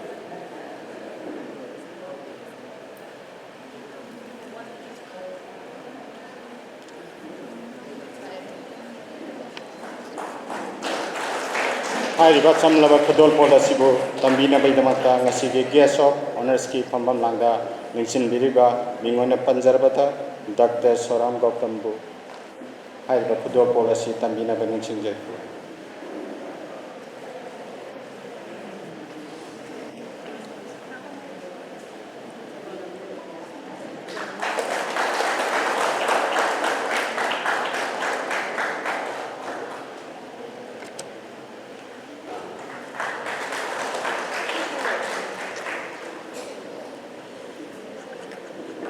ꯊꯥꯒꯠꯆꯔꯤ ꯆꯠꯂꯤꯕ ꯆꯍꯤ ꯑꯁꯤꯒꯤ ꯏꯀꯨꯏ ꯀꯨꯏꯗ꯭ꯔꯤꯉꯩꯒꯤ ꯃꯃꯥꯡ ꯍꯥꯏꯖꯕ ꯇꯥꯔꯦ ꯑꯩꯈꯣꯏꯃꯛꯁꯨ ꯇꯥꯕꯗ ꯊꯃꯣꯏꯗ ꯊꯨꯛ ꯂꯥꯎꯕ ꯑꯃ ꯑꯗꯨꯝ ꯐꯥꯎꯖꯈꯤ ꯑꯦꯄ꯭ꯔꯤꯜꯒꯤ ꯇꯥꯡ 3ꯗ ꯌꯥꯝꯅ ꯅꯧꯔꯤꯕꯤ ꯏꯆꯟ ꯃꯤꯁꯦꯁ ꯅꯣꯡꯃꯥꯏꯊꯦꯝ ꯀꯔꯤꯅꯥꯅ ꯃꯁꯥꯒꯤ ꯀꯤꯅꯤ ꯑꯃꯗꯤ ꯀꯣꯔꯅꯤꯌꯥꯕꯨ ꯗꯣꯅꯦꯠ ꯇꯧꯕꯤꯔꯝꯗꯨꯅ ꯃꯍꯥꯛꯀꯤ ꯑꯄꯥꯝꯕꯒꯤ ꯃꯇꯨꯡ ꯏꯟꯅ ꯗꯣꯅꯦꯠ ꯇꯧꯕꯤꯔꯝꯃꯤ ꯍꯥꯏꯔꯤꯕ ꯑꯁꯤꯒꯨꯝꯂꯕ ꯃꯃꯜ ꯌꯥꯝꯂꯕ ꯗꯣꯅꯦꯠ ꯇꯧꯕꯤꯔꯝꯕ ꯑꯁꯤꯒꯤ ꯏꯃꯨꯡ ꯃꯅꯨꯡꯒꯤ ꯃꯤꯑꯣꯏ ꯑꯃꯈꯛꯇꯪ ꯁ꯭ꯇꯦꯖ ꯊꯛꯁꯤꯗ ꯂꯦꯡꯈꯠꯄꯤꯔꯛꯅꯕ ꯅꯤꯡꯁꯤꯡꯖꯔꯤ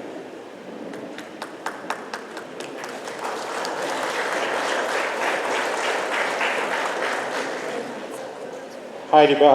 ꯈꯨꯗꯣꯜꯄꯣꯠ ꯑꯁꯤꯕꯨ ꯉꯁꯤꯒꯤ ꯄ꯭ꯔꯦꯁꯤꯗꯦꯟꯒꯤ ꯐꯝꯐꯝ ꯂꯥꯡꯗ ꯂꯦꯡꯁꯤꯟꯕꯤꯔꯤꯕ ꯕꯣꯗꯥꯝꯒꯤ ꯄ꯭ꯔꯦꯁꯤꯗꯦꯟꯒꯤ ꯊꯧꯗꯥꯡ ꯄꯨꯕꯤꯔꯤꯕ ꯏꯌꯥꯝꯕ ꯃꯩꯁꯅꯥꯝ ꯖꯣꯏ ꯁꯤꯡꯍꯅ ꯈꯨꯗꯣꯜꯄꯣꯠ ꯑꯁꯤ ꯄꯤꯕꯤꯅꯕ ꯅꯤꯡꯁꯤꯡꯖꯔꯤ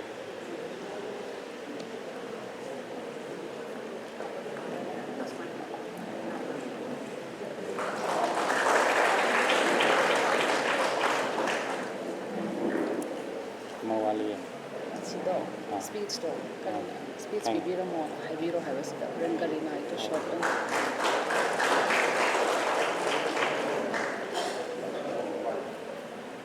ꯏꯀꯥꯏ ꯈꯨꯝꯅꯖꯔꯕ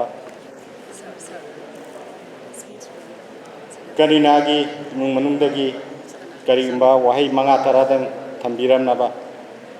ꯏꯆꯥꯅꯨꯄꯤ ꯑꯣꯏꯅ ꯊꯥꯒꯠꯆꯔꯛꯑꯒꯦ ꯀꯔꯤꯅꯥꯒꯤ ꯏꯃꯨꯡ ꯃꯅꯨꯡꯗꯒꯤ ꯋꯥꯍꯩ 5-10 ꯈꯛꯇꯪ ꯉꯁꯤꯒꯤ ꯊꯧꯔꯝ ꯑꯁꯤꯗ ꯊꯝꯕꯤꯔꯝꯅꯕ ꯅꯤꯡꯁꯤꯡꯖꯔꯤ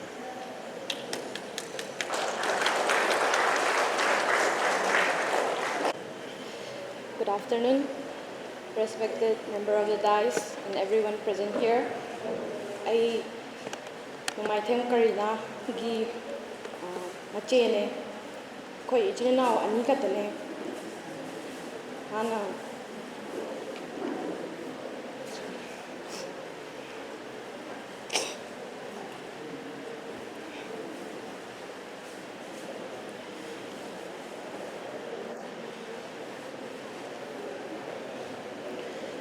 Mase masagi anaba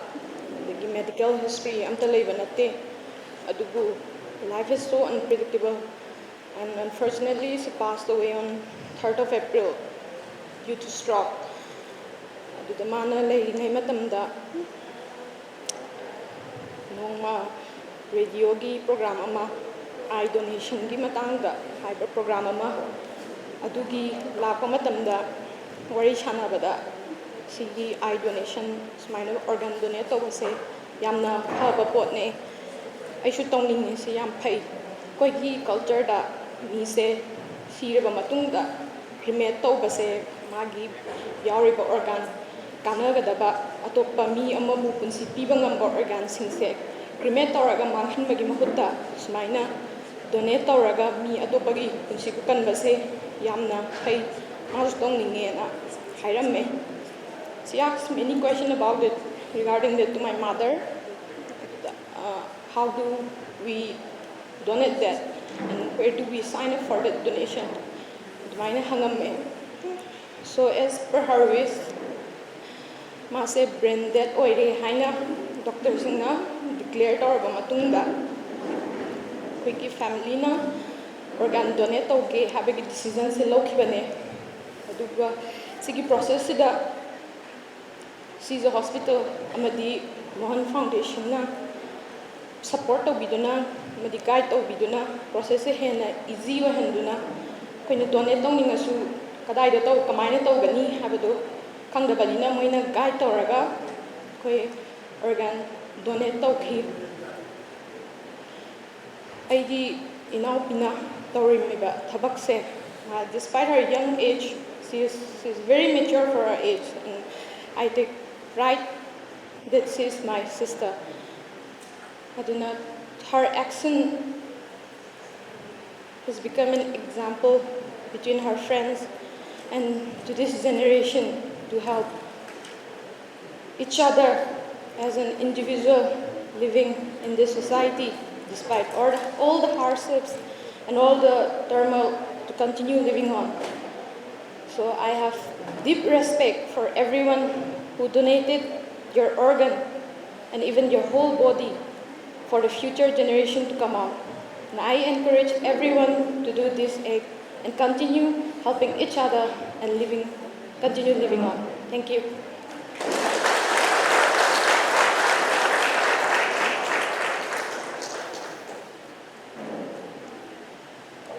थागतचरी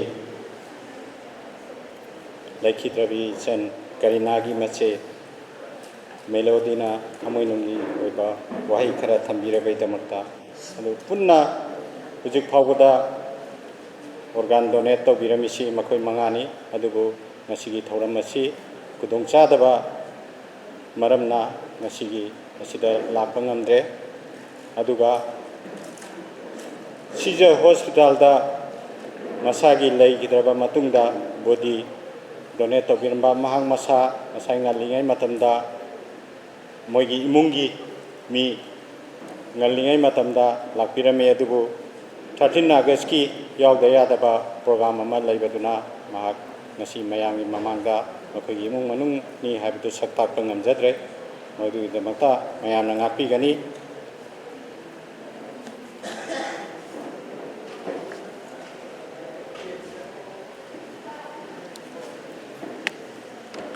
मथंगी प्रोग्राम मखा सथजरपगी सरukama oina I request Dr. O Sanahanbi to give a valuable speech to today's special guest of honor. Thank you. अहंबा मगदा मैम पुनमक नॉलेजरी ngasi 13 August asda akhigi 6 observance of World Organ Donation Day akhoi IMA ki hold the pangthok jaba asida dignitaries beriba respected dignitaries and respected dignitaries of the dais, my respected teachers and seniors and the distinguished invitees. Regarding organ donation ki matang dadi haniyamna akhoi mangda ngangbi hiba speaker sina haniyamna share tawbirame yamna heart touching oiba adugumba wahi wari kharasu adum akhoi tajare aduga hagi damak laibak phaba hina khanjaragadi ngasigi asigumba Patriots Day asida asigumba akhoi life heroes haitare real heroes of the life akhoi masagi lai hidraba tungda keno isagi organ se pibiramaga atopada gift of life ama pibiramba adugumba miyoising hero oigraba miyoising aduda leimana matang katsaba ngamba habese sigida magdaina isorbusu thagachari aigi laiba phabina hena laujai aduga akhoi ayambadi keno to loina khana jarre adu ihakna 100 chahi sigi 1st March sigi director health ki charge pujarakpa asida thengnajarakpa akhoi gi directorate level da medical board haina akhoi leijai aduda akhina sigi organ donation any kenosi NOC akhoi gi greater no objection certificate piraga adumaina leijaram bane adubu andaki amuka sulaiba phaba haigadra handaki 2000 keno sigi akoi 24 gi 14 June sida amuk akoi gi soto haidna state organ and tissue transplantation organization asi amuk in full function da amuk lakpa asi lakpa maramna akoi se sigi keno sigi asmain to raga keno whatever akoi organ donation ki matanga akoi Mon Foundation ki ibe ma Sonia na su adum haibirame whatever activities akoi na tawriba mayam se adum not all loine yawi national organ transplantation organic tissue transplantation organization not all loine yawi aduna akoi ibe ma Sonia na su haibirame akoi ihan hanba keno se disease organ donation se sigi matang dagi di akoi na garhani notice ki manungda the base emerging state haiba keno ma status ama thambiduna award ama pibi bane notona adu laiba phaba haigadra ehaka sotogi member ani khaga torage award adu lawjeru bane aduga adugi function aduda aikoi gi yamna khawrang na kari haini yang khanging ba maga loina chacharu bada akoi gi award simakal makal lerame handaki da akoina okay best emerging state in the northeast sare mathang su akoi award yamna lawba yae haibidi transplant surgeon aduga IC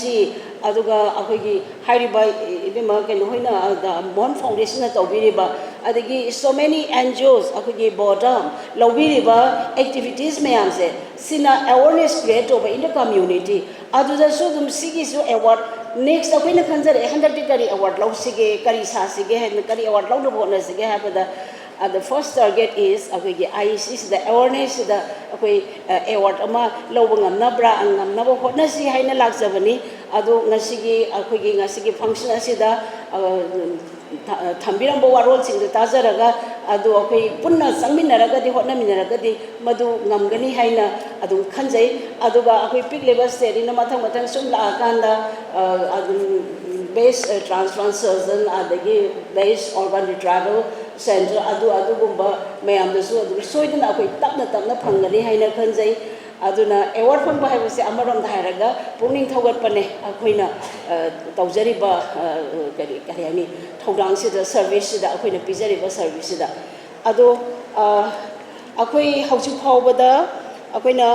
akoi Manipur gi oina akoi state gi oina all together 171 kidney ne transplant tawrise one out of this 171 akoi kenona Jennings ne 57 aduga Sisa hospital na 114 ne tawjagi base aduga corneal transplant ki na keno Sisa na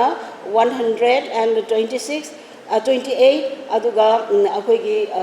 set of thalmic unit haina tongan eye bank amasu leijare madudana 11 corneal transplant si tawjagre aduga akoina sum naina jabada masi akoina yengjara ibase only when akoi sotos na comes into force haiba data mayam se akoina si analyze tawjabane adu akoina sum thengna jabada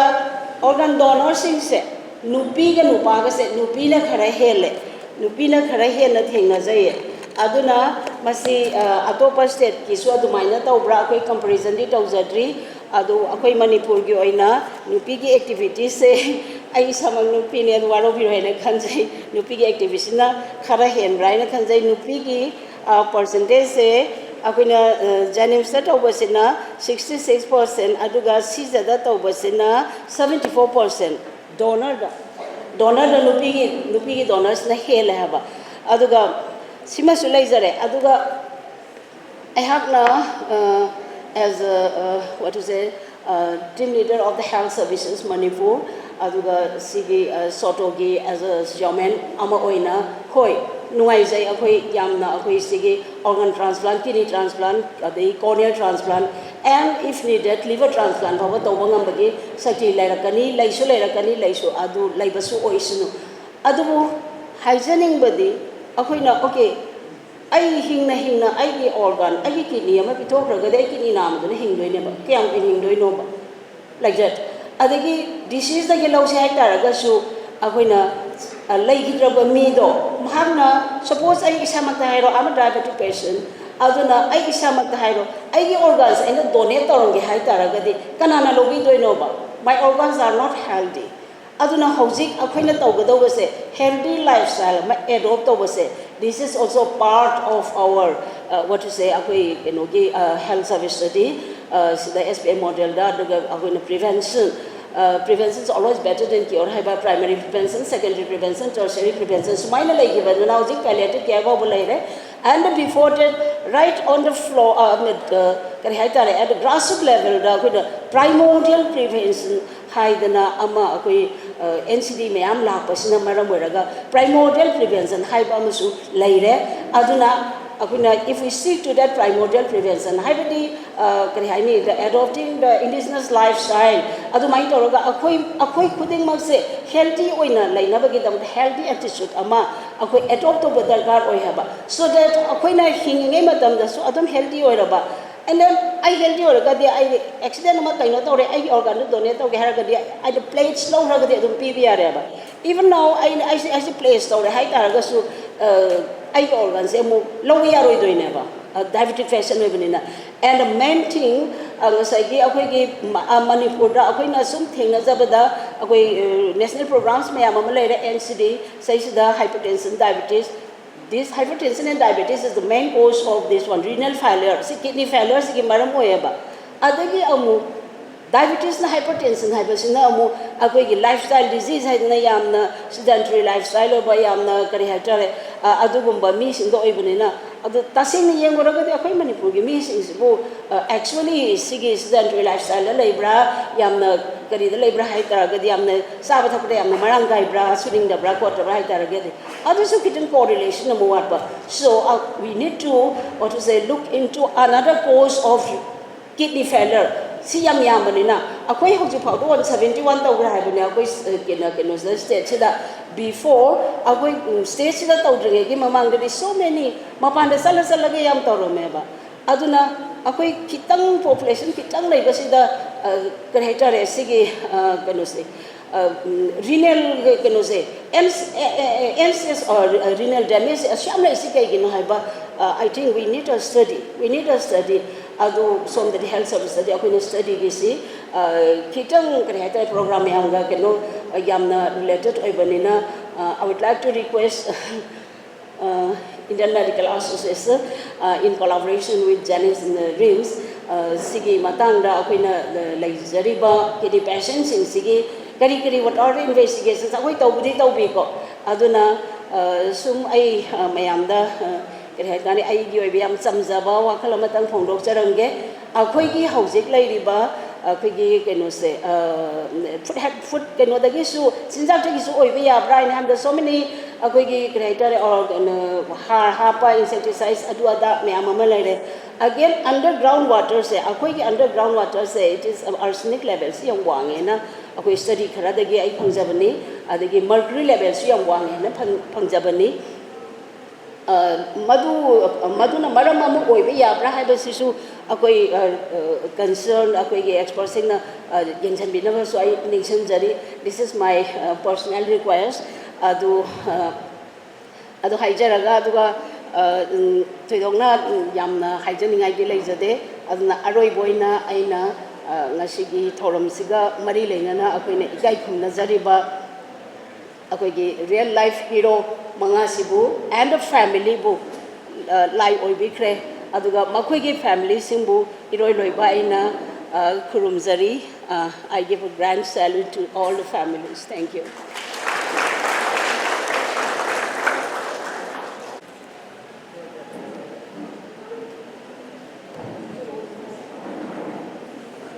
Secretary Dr. Madam Sanan Minang Maruiba Wahai Mayamama Tambiramaidamakta Tasina Kogi Madam Nasu Panbiramado Kogi Asai keynote address Tasu Yawi Kibaduni Hoina Donate over the Koi Haksang Pana Healthy Oina Koi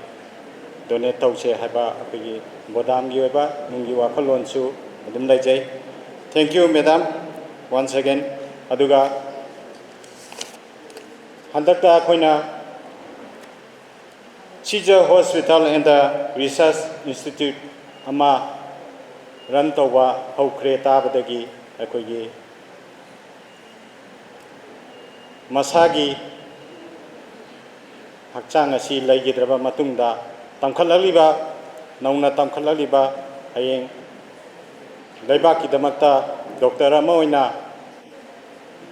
होनरकदोरिबा सेवा तौगदोरिबा अखोई Sartre साथी सिंगिदमक्ता खल्लगा मखोगी मसा सिंगबु donate तौजरंगे हाइदुना अखोइदा place तौरकपा अदुगुम्बा मसागी अदुगुम्बा चेचांग लोइनमक पिसलक्तुना अखोई मियोय तरा ngasi miyoy tara khak akoi sak takchege adubu miyoy tara se tangai phadana khudong chadaba amadagi amadi lakwa ngamdre aduna makoi tara adu stage takta akoina kokthok chaba matamda kitang thuna thuna lekhat pirana ba ningsingjari address te hapiramdre leire lakwan rabina chanu dalam keterangan ningsingjari masagi bodi asibu hayeng mahangna laikhidraba matungda Dr. Tamkhalagibi satra sati singi damakta donate tawbiramge haiduna tawjaramge haiduna masana yana test tawbiramlaba adugumba misangni laina lakom rabina angonda basakta koina achamba kudo polamaka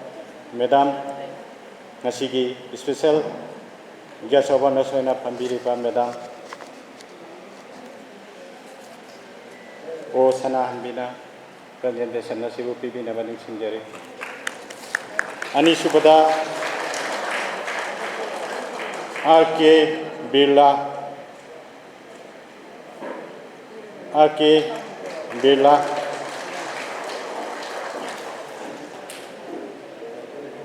Madam Ujik donate tawjagiba laren lakam rabina chanugi kogi mapuroiba RK Birla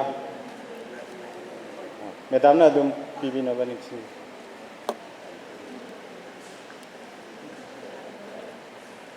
matanga N Nongbi Indira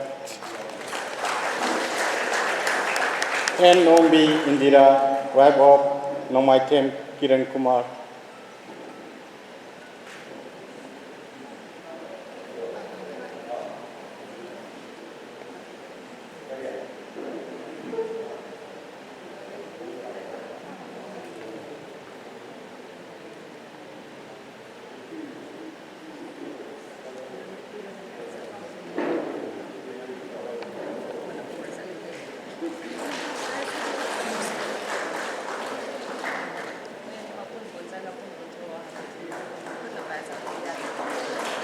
Agak sering Madam. Thank you Madam. Mathangda RK Premlata Devi.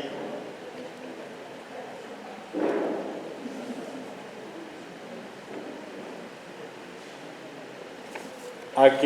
Premlata gi kudol poda sibu ngasigi guest of honor ki phampam landa lengsin birba Dr. Mingoina Panjarabada Palin KS na pibina ba ningsingjari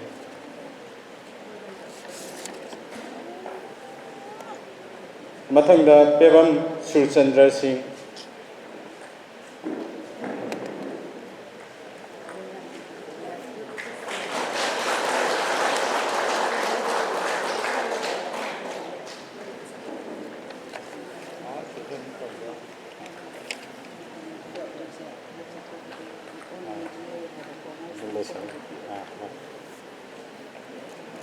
Mathangda Suraisam Baiga Maitai Kesampatiam Leka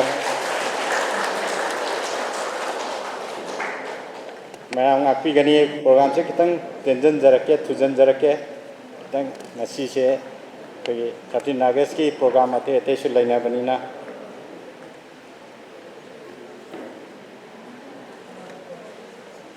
Mathangda L Loida Puripok Basaspati Lekai Yaragadi kitang tuna lengthok piranaba ningsingjari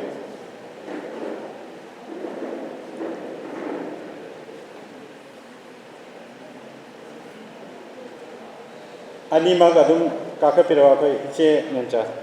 R K मेमचा A लोइदांग अमदी R K मेमचा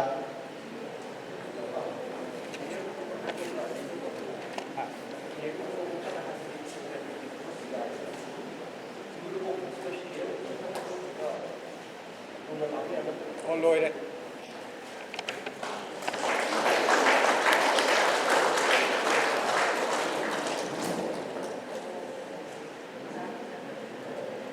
थागतरी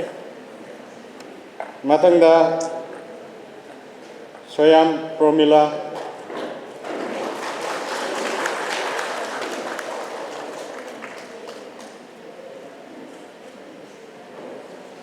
थागतरी दा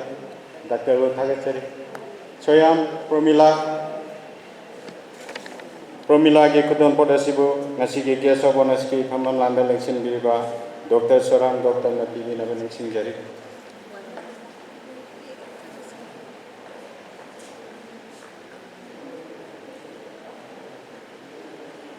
place तौबा मतमदा कोई document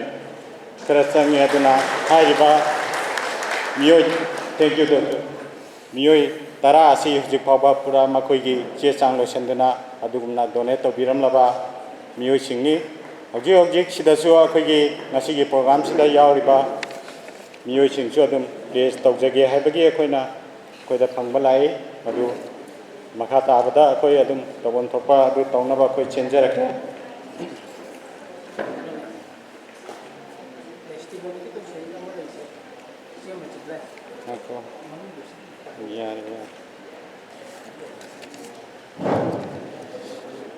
मरथना ngasi guest of की फमम लांगा लेक्शन बिरेबा मिंगना पंजाबदा doctor Palin KS president association of health care providers of India Manipur state chapter रूम असिगुमलबा थोरम असिदा मरुबा वहाई खरा थंबिनबैदमक्ता निसिंजरी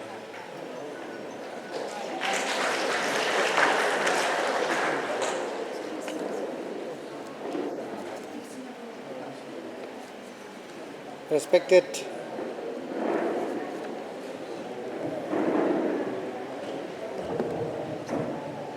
Sir Professor N. Lokendra, Madam Dr. O. Sanahanbi, Dr. Soram Gautam, Mr. M. Joy Chandra, aduga ngasigi language ba tongan ba stakeholders singi members sing tongan ba organ and body donation gi aduga special koigi invite you na language ba punama ko kuramjari aduga kwaidigi maru oina legidraba makoigi organ makhata na hingori ba singsigi imung manung da su aina hanana kurumjari ngasigi program asi World Organ Donation Day 2024 sei kudingi tawrikli masigi maru pandam di awareness pibani handaki sahi sida akoi pangthok jaba yamna chawna pangthok jaba si yam nungai jai aduga marueda the Body and Organ Donors Association initiate tawbirakpani loinana karma mongda pangthok sigi haibada tongan ba sangstan mayam ama punsallaga aibegi holda hena mapung phana pangthok na ba sinjagi bani aduga handaki sahi sigi theme si be the reason to smile, someone smile today haba. Kana mama nungai minok to koi never be mukta koi madu kita to koi left si habne. Thoi bani hoji zik adu wo koi ki belief system sina akoi organ si donate to bada natraga body si donate to bada yam so resistance samadi lei dharma ki hobi hai योखलक भी हो भी है to that back akoina kidney transplant or aba matung sida Mohan Foundation si lakpigi akoigi urologist Sunil Shroff Lalita moi ani ihan hana 2017 da lakhi aduga loinana masigi awareness pi na ko panagi tonga tonga stakeholder mayama loinagi adu puna maksi government ga collaborate tawdaba yadabanina government ga yam kanna dakshan na ba advocacy leina ba Jennings ki doctor sing Caesar ki doctor sing kan honagi 2019 da adugi yana si inaki bani adu lai thibadi 2020 da corona namuk sak taw he worldwide aduga manipur yauna adu manung sida kai thamam ta program kiti adubo madugi thadoro ko matam sida yamna akoina angakpa ma nungai bhagadra manipur si achauba crisis sama leiringai da social crisis leiringai da May ki tarikh hom dagi thokiba 2023 gi sigi matung marak sida aigoi disease organ donation se masi for the first time in the northern India aigoi tawbangam ki Manipur na masigi achauba credit di donor singi disease organ donor singi imung manung se masida aigoi pining nasigi lengri ki ba rasu yauri doctor syarang gani aikoi yam chauna moida ona tai moi yang jagadi hai ba poching si uthuk ta poni aduga sigi posina ni maru awareness pinning si nasi organ phangdadana lei ba dialysis ta hingi ba natraga liver ki adagi diabetes ki adagi lungs ki heart ki mayama soga koi phagat pa gamdana lei mayam si dakar le ba ngakari organ dakar le ba pina ba mi le ba siga yam thina khene isam samna India da kidney si sahi bada 2 lakhs ki mathak da dakar le adu hali 7,000 below 10,000 tawri hai tare aduna gap si am sawa aduna maram oiraga tonga tonga ba ko gi racket mayam wa thole ba aduga yamna wana hingnari ba mayam sini madugi solution si disease organ donation sina soina sort to gune na mayam thajana bane aduga chakhulaba country ko ne phangja bada Singapore dadi disease organ donation si more or less mandatory oil India gi mafam kharda su se Chennai Hyderabad ta kana umam laitama tamda megi mit ki dan tawnabagi Doctor Singdu kaurabra ne haisi adum hainare hai sang nai na akoi da 130 ki mathak taki cornea transplant tawne hai ba cornea sing se adu maina collect to ba India gi ba central supply am lai adu da hairaga matam jana lakpa cold chain maintain tawra adu ga tawhiba ngakne ya ba adu hai ba posi ahing badagi di mitulau ya ponte adu lagi da ba sing dagi tawra Pamit urandama mayam ugi mayam sigi aduna sigi posi awareness pile bagida bakta World Organ Donation Day se sei gudi pangthui ado most probably handaki ngasigi pangthui ba awareness program se masina paidagi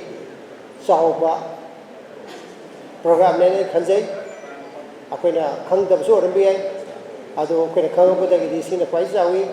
aduga ngasigi khana nainagi ba se Mohan Foundation na pi hiba presentation aduga akoigi anatomy department na pi hiba tonga tonga anatomy ek kari matungna sigi mayam si knowledge si puraga isa ithanda da thambida ba tonga tonga ba imu manungi laikai gi thangna sa ba maro pang de sandokpi that is how akoigi awareness si yam chauna masina pi ba ngamni aduga ngasi lembiram ba hai tare kini aganogi press ki media me amamsu kai soidana statement amakui thaduk sagani sigi makta awareness pina bidawta aduna ngasi lembira riba aduga participate tawri ba अदुगा donor की family पुनमक को सुपसलगा association of health care providers India हाइबा association सी private hospital सिंगी association India की 22,000 मुक लाई हॉस्पिटल अमम से मेंबर अमम ने मणिपुर दा हजिक अखोइदा एफिलिएट तौबसी 35 हॉस्पिटल्स ने अदुगिसु मेंबरशिप याउबिरी अतोगा तोगंबा स्टेक होल्डर मैम से याउबिरी अदुना अखोइसु वन ऑफ द गसी सिनबसी याउजबा हाइतारे सिगी याउ पंजबसी जो कोय नुंगाइजै अदुगा गसीगी ऑर्गेनाइजेशन मैम सिगी फोर्थ गसीगी कॉन्फ्रेंस और गसीगी अवेयरनेस प्रोग्राम सिदा सरुक याई पुनमकसु अखोइना हन्ना थागसरी मसीदगी हेना हाइरेंगा लेते अदुगा मरु हेना डोनर सिंह बॉडी की ऑर्गन की डिसीज की तौर पुनमकता कोई पुनमकना हन्ना खुरमजरी thank you very much Thank you so much, Dr. Palin KH, President, Association of Healthcare Providers of India, Manipur State Chapter. Next, in continuation of today's program, I would like to request Professor N. Lokendra Singh, VC, Manipur University, today's chief guest, to give a valuable speech. Thank you.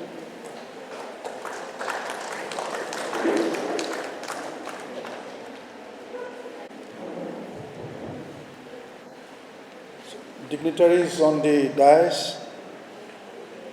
Dr. Palin KH, President, Association of Healthcare Providers of India,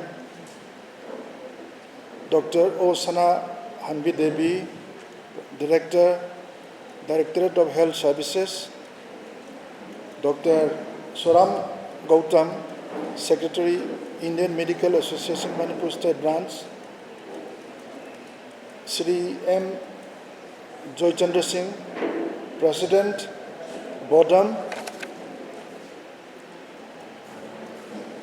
Shri Thanazam Bipin, Secretary, Bodam, Mang Delinghin Biriba, Tongan Ba Stakeholders Singi, Representative Singh, Maruena, Oigi, organ donation sida saruk yabigani aina permission pibigraba che chang sing loinaba question bigraba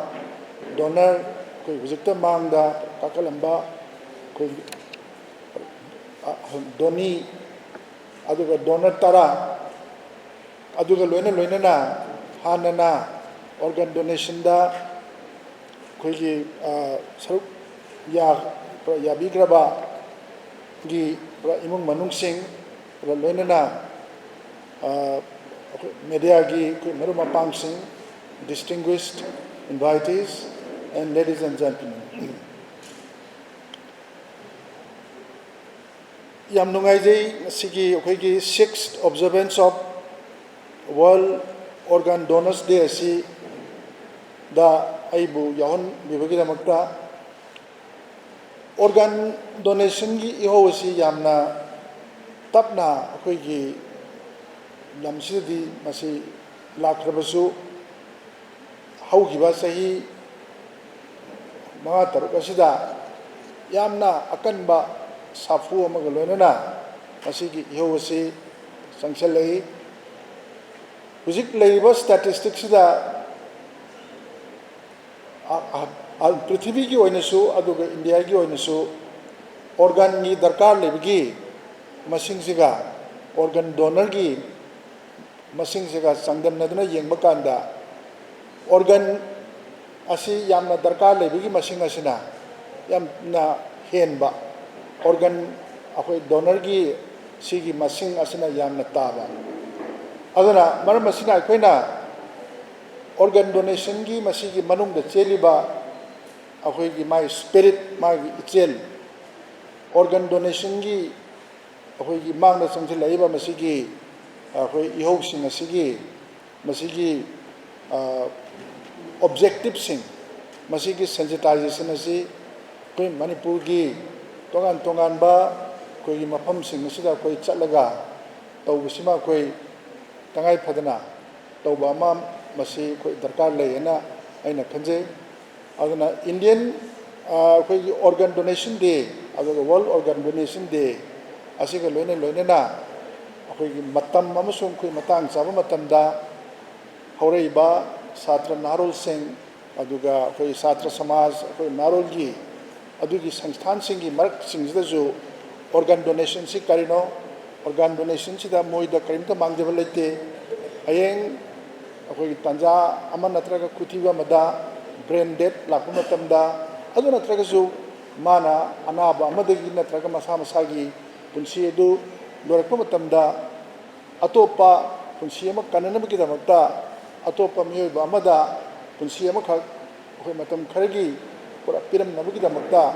tawani haibana singba manungda seliba magi sel singasi pajana masi sensitize tawba ama tawragadi soidana maki Manipur gumbal lamdadi kharasu pukchel chawba jati gi khanba aduga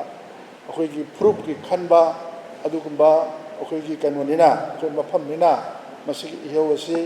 soidana maki masi yamna akanba ihau amoina lakani hana haibasi ai gi thajajabni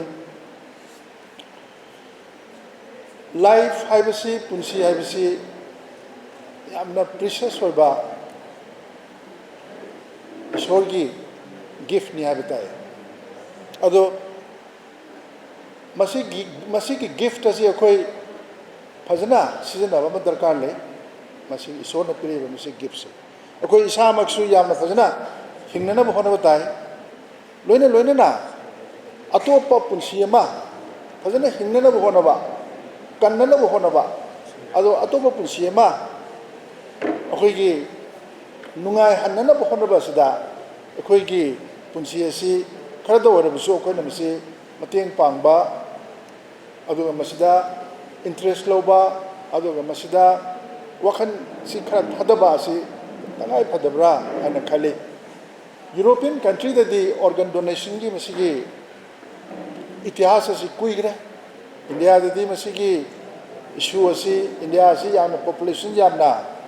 akhoi gi masing yamagasu masigi ihau asi lakpa kuidri aduga Manipur gumba akhoi lamdadi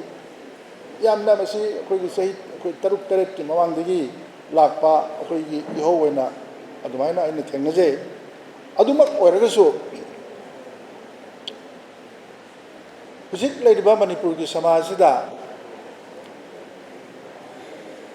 akhoi Manipuri sing asi phurup amoina jati amoina akhoi hingi haiba taragadi masing ji am darkar lebra nai khanje hujiki matam si politics to oirso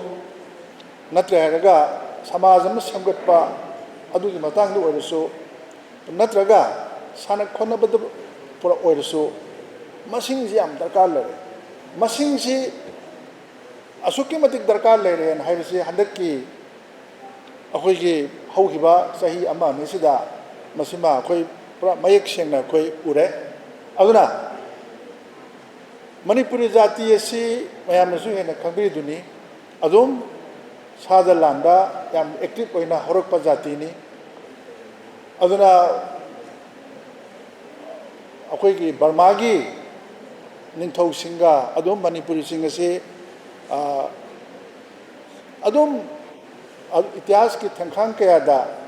akhoi gi up till 18th century itihas ki thangkhang kaya da century kaya adum salanda adum thangai nadra adum thengnadana laaba akhoi Manipuri jati ni kariguma kanda Burmese sing asi Manipuri na maithiba pi adu kariguma kanda na moina su adu Manipuri sing si maithiba pi adu gumbagi maithiba pi ba tanja sing du ni akhoi gi Manipuri gi diaspora se notice India da loina bak sai khai kri sing asi khoi gi pura Manipuri diaspora se Kachar da leriba Assam gi jaga jaga hoza ida kari da leriba adigi Myanmar da leriba Bangladesh da leriba mayam sing asi itihas ki takat kaya da Manipuri jati sing asi samgat na bo hona bada akhoi gi ining thok sing na moina laukiba thauna adugi thauna sing aduna yamna wana honaraga jati sing akhoi jati si adum kalak pani aduna masi kanana mo hona bada koi hujik ki matang asidadi aidi koi manipuri sing sigi masing se hengalan besi yam darkar le hana khale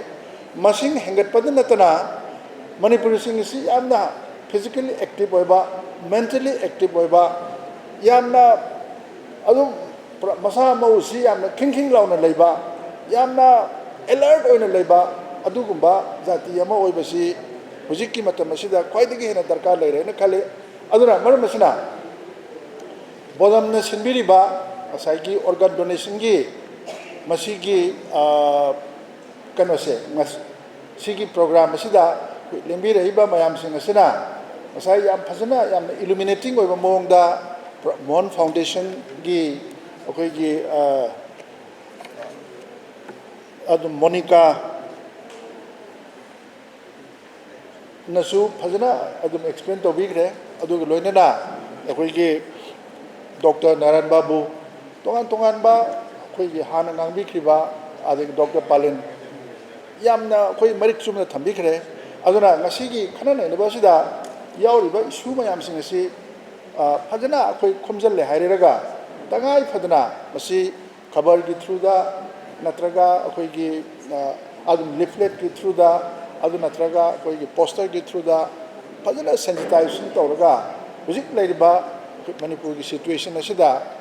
asagi bodam na lokholiba masi gi program sing asi tangai fadana yamna timely oiba tangai fadaba yamna maru oiba adugumba okay program amani haina haibisi thamjaraga aibu sigi program sida yauna nabagi damukta invitation ko pibirak bagi organizing bo aina thagatse thank you very much waru beya de ngasigi sigesi achinba thabagama laiyana maram moiduna mayam bagi kitang ana lengirage lengjagage hana takiragage kitang koi program chi kitang kai ke madugi no tanga pigani aduga makha chathara kodaina hana dia koi ge place ki kenodi losal lograba dongasi yi meeting sidadi masagi body asi ata dimai siram matungda ma donate tawjage na haijaba do miyo katang mayam da sak takjage aduga makha taba thu matamda program chi chathajage noi sing adudi yaragadi kitang thuna lengthok pirana ban sing jari ke Bimola Devi Maharabi Mayalekai W Nimai Kasantong Tob Lerak W Nimai Kasantong Tob Lerak Amadi P Inau Devi Padam Lerak P Inau Devi Padam Lerak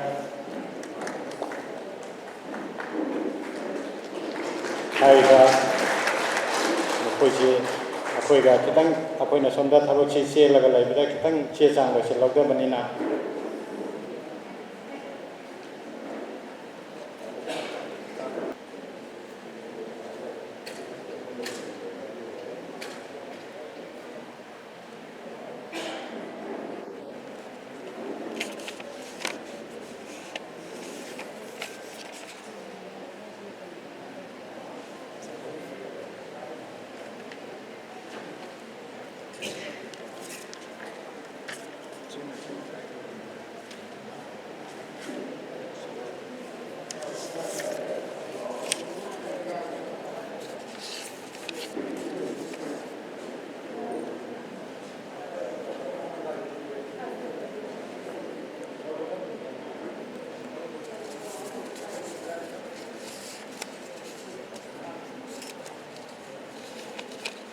Tagatsari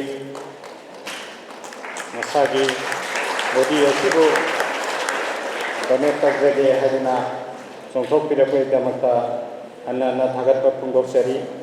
Adiga Program Sigi Maka Chathara Poina Ana Bodi Donate Taukraba Akogi Bodangi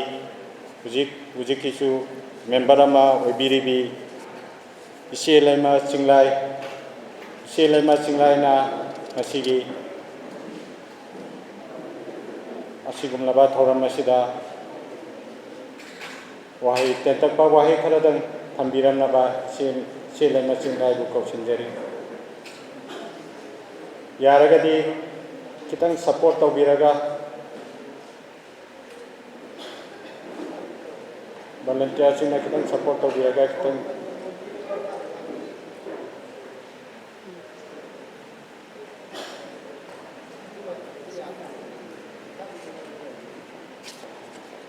FM udi yaubune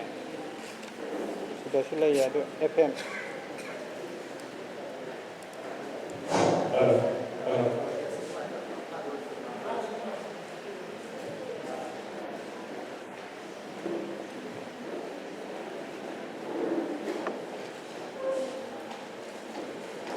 Selena Singlaya Nasige Sigumaba Thoram Masida Tentana Maru Bawahi Karatan Tambina Ba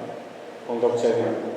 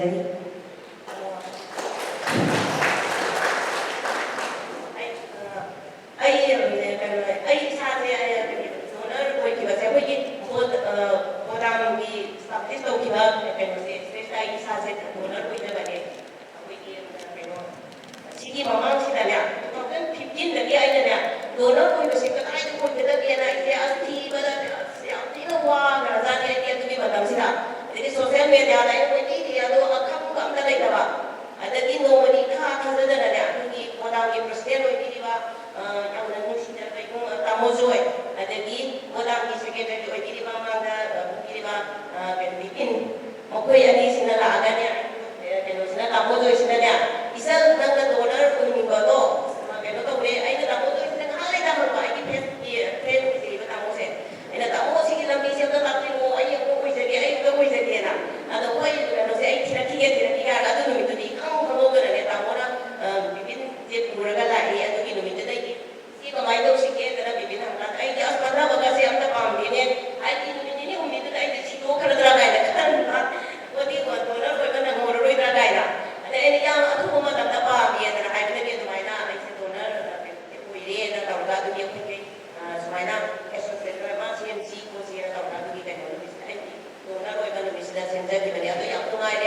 ꯅꯍꯥꯟꯈꯩꯒꯤꯗꯤ ꯑꯩꯈꯣꯏꯒꯤ ꯑꯩꯈꯣꯏꯒꯤ ꯗꯣꯅꯔꯁꯤꯡꯁꯤꯒꯤ ꯑꯩꯈꯣꯏꯒꯤ ꯀꯩꯅꯣꯁꯦ ꯐꯪꯁꯟꯗ ꯇꯧꯕ ꯁꯨꯃꯥꯏꯅ ꯇꯧꯕꯁꯦ ꯌꯥꯝꯅ ꯑꯩꯈꯣꯏꯒꯤ ꯀꯩꯅꯣꯒꯁꯤ ꯀꯔꯤ ꯍꯥꯏꯅꯤ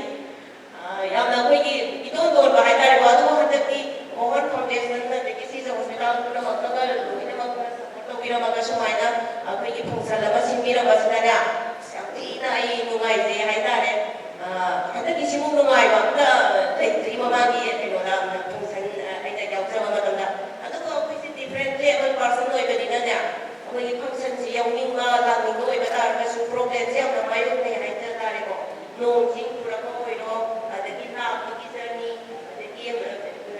ꯒꯥꯔꯤ ꯅꯨꯡꯒꯤꯒꯤ ꯄ꯭ꯔꯣꯕ꯭ꯂꯦꯝ ꯑꯗꯨꯝ ꯑꯣꯏꯁꯦ ꯂꯥꯛꯄ ꯀꯩꯅꯣ ꯆꯪꯉꯛꯄꯁꯤꯗ ꯃꯌꯥꯝ ꯑꯗꯨꯝ ꯄꯤꯔꯤꯗꯣ ꯏꯁꯥ ꯏꯇꯣꯝꯇ ꯀꯩꯁꯨ ꯑꯩ ꯆꯠꯄ ꯉꯝꯗꯦ ꯏꯆꯥꯁꯤꯡꯅ ꯁꯄꯣꯔꯠ ꯇꯧꯔꯒ ꯂꯣꯏꯅꯃꯛ ꯀꯩꯅꯣꯅꯤ ꯑꯗꯨꯅ ꯑꯩꯅ ꯉꯁꯤ ꯑꯩꯅ ꯍꯥꯏꯖꯅꯤꯡꯕꯁꯦ ꯁꯨꯃꯥꯏꯅ ꯀꯩꯅꯣꯁꯦ ꯑꯩꯈꯣꯏꯒꯤ ꯐꯪꯁꯟꯒꯨꯝꯕ ꯗꯣꯅꯔꯒꯤ ꯁꯨꯃꯥꯏꯅ ꯗꯣꯅꯦꯁꯟꯒꯨꯝꯕꯒꯤ ꯐꯪꯁꯟ ꯑꯣꯔꯒꯥꯟ ꯗꯣꯅꯔ ꯕꯣꯗꯤ ꯗꯣꯅꯔ ꯁꯨꯝꯕꯒꯤ ꯐꯪꯁꯟꯒꯨꯝꯕ ꯇꯧꯕ ꯃꯇꯝꯁꯤꯗ ꯑꯩꯈꯣꯏꯒꯤ ꯗꯤꯐ꯭ꯔꯦꯟꯠꯂꯤ ꯑꯦꯕꯜ ꯄꯥꯔꯁꯟ ꯁꯤꯒꯨꯝꯕ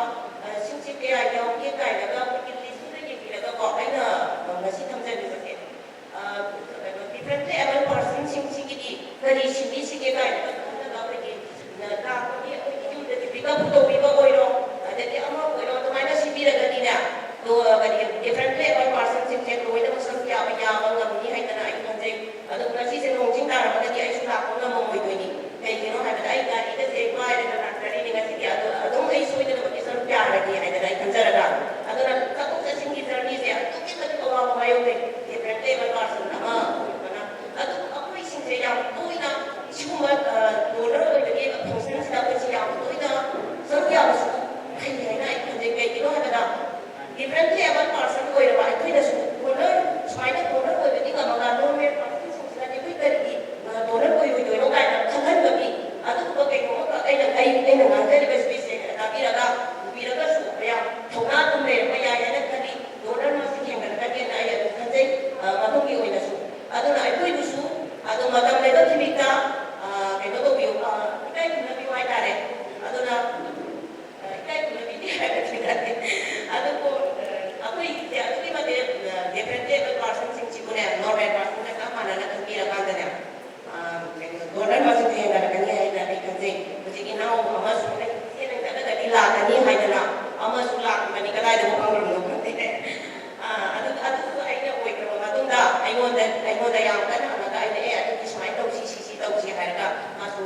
ꯑꯩꯅ ꯑꯣꯏꯈ꯭ꯔꯕ ꯃꯇꯨꯡꯗ ꯃꯥ ꯑꯣꯏꯕꯅꯦꯕ ꯑꯗꯨꯅ ꯑꯩꯈꯣꯏ ꯃꯊꯪꯁꯦ ꯍꯥꯏꯕꯗꯤ ꯕꯣꯗꯤꯗꯤ ꯆꯞ ꯃꯥꯟꯅꯩꯀꯣ ꯗꯤꯐ꯭ꯔꯦꯟꯠꯂꯤ ꯑꯦꯕꯜꯗꯤ ꯅꯣꯔꯃꯦꯜꯗꯤ ꯍꯥꯏꯗꯅ ꯍꯌꯦꯡ ꯗꯣꯅꯔꯒꯤ ꯕꯣꯗꯤꯗꯤ ꯆꯞ ꯃꯥꯟꯅꯗꯣꯏꯅꯦꯕ ꯑꯗꯨꯅ ꯑꯩꯈꯣꯏꯕꯨꯁꯨ ꯈꯤꯇꯪ ꯀꯩꯅꯣ ꯑꯣꯏꯅ ꯈꯨꯝꯅꯕꯤꯌꯨꯗꯅ ꯑꯩꯁꯦ ꯌꯥꯝꯅ ꯃꯔꯨ ꯑꯣꯏꯅ ꯑꯩ ꯊꯝꯖꯅꯤꯡꯉꯦ ꯃꯁꯤ ꯁꯔꯀꯥꯔꯒꯤ ꯍꯧꯔꯒꯁꯨ ꯃꯌꯥꯝ ꯉꯥꯛꯄꯤꯌꯨ ꯑꯗꯣ ꯑꯩ ꯁꯤ ꯍꯥꯏꯔꯒ ꯑꯩ ꯂꯣꯏꯁꯤꯟꯖꯔꯒꯦ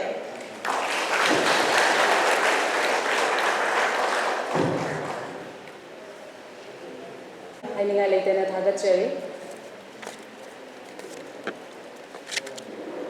ꯄ꯭ꯔꯣꯒ꯭ꯔꯥꯝ ꯑꯁꯤꯒꯤ ꯃꯈꯥ ꯆꯠꯊꯖꯔꯛꯄ ꯁꯔꯨꯛ ꯑꯃ ꯑꯣꯏꯅ Dr. Soram Gautam, Secretary, Indian Medical Association, Manipur State Branch, Nasigi Guests of Honor, gi fambam langda lengsin birubabu koktoksir. Thank you. Okay. Respected dignitaries on the dais, in his absence, Sir Professor N. Lokendra Singh, Vice Chancellor Manipur University, today's chief guest, and today's special guest, Dr. O. Sanahanvi Devi, Directorate of Health Services, Dr. Palin K.H., President, Association of Healthcare Providers of India, AHAPI Manipur State Chapter, and CMD, Caesar Hostels and Research Institute, and the President of BODAM, Mr. M. Joy Chandra. A very good afternoon to all, and yes, respected invitees and senior members of IMA stalwarts, faculties from RIMS and Jenims, faculties of Caesar Academy of Nursing, and relatives of this deceased body, donors, the organ donors and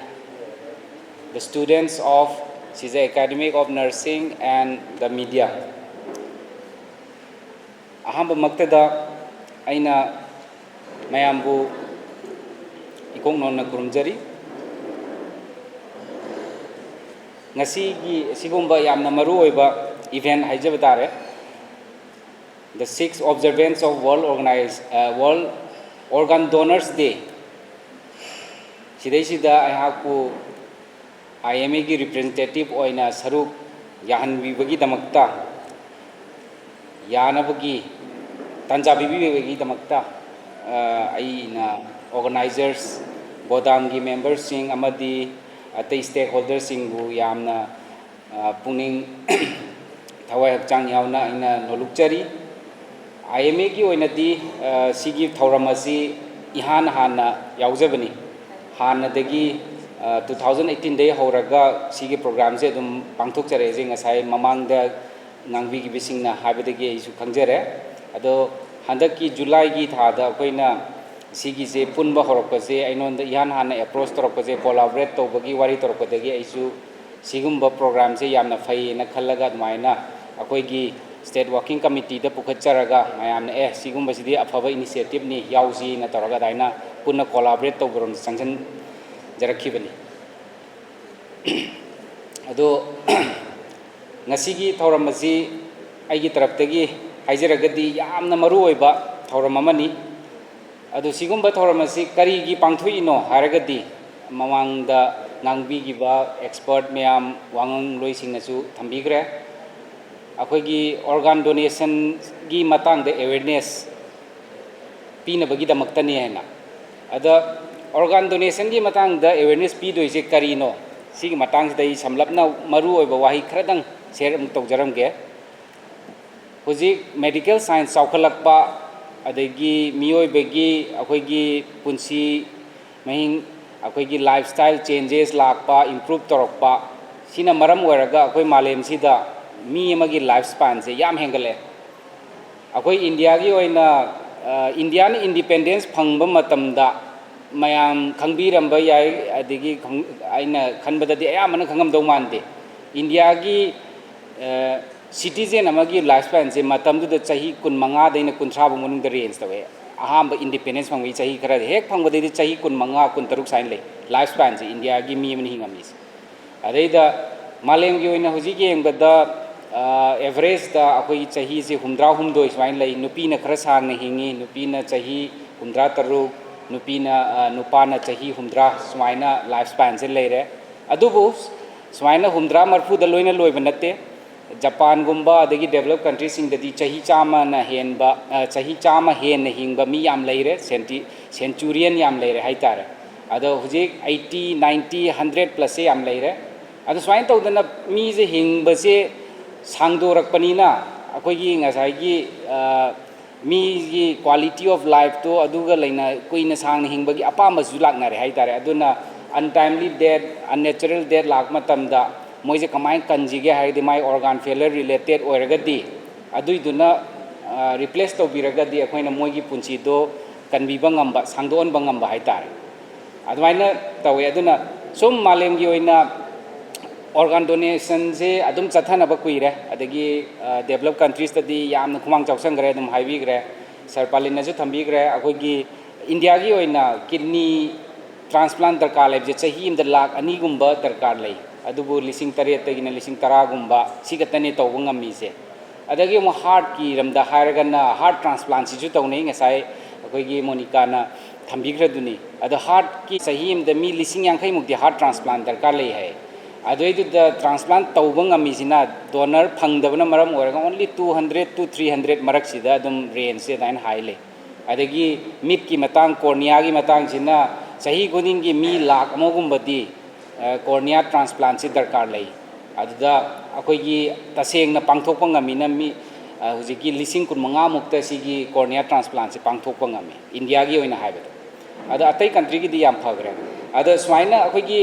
supply demand haitare ko ase darkar leiba gi keno duga akoina available obe gap se am lai greba ada ngasai gi mi sing do मागी काना जगदबदु काना रोइदु काना द्रीने फंगद्रीने अदुना सिगी movement से लागा organ donation से अखोइना मिपुंग खुदिमगना aware ओइरगा organ donor ओइना थोकपिरअगदी सिगी gap से सुम हंदरक्तोइनी अदु मी मयाम the कानादोइने अदुबु सिदैस challenges खरा लई हुजिकी अखोइगी इंडिया की ओइना सु अदगी मालेम की ओइना चैलेंजेस से आई थमजगे मयाम थोलक्त्री मरम से करीगिनो हाइबसे अदगी नत्रगा सिगी सप्लाई से अखोइना मीट तौबा ngamdri से डिमांड से मीट तौबा ngamdri सप्लाई से पीबा ngamdri से कईगिनो हारगदी नंबर 1 दा अखोइगी सरपालिनसु थंबिगिबा cultural practices traditional practice rituals मयाम अमा लई बर्थ एंड डेथ की अदैदुदा अखोइ डिसीज ऑर्गन डोनेशन गजे सी फिजिबल ओइदबा मीगी कैनोदुदा अवेयर दु ओइद्रमनिना कमाइना आई बॉडी सिबु हेक्ता मिंगोंद पिथोक तोइनो दे ऑर्गन कमाइन पिथोक तोइनो सिगुम्बगी मुन्ना खंगदबगी कानाबा मयाम दु मुन्ना खंगदबा अदगी अखोइगी तोंगा मयाम अमा लैबा हाइतारे को आइदी अफा फत्तबा तौहोइदे का हाइबा सिगुम मयाम से cultural and social practices traditional practices rituals मयाम अमा लैग्रे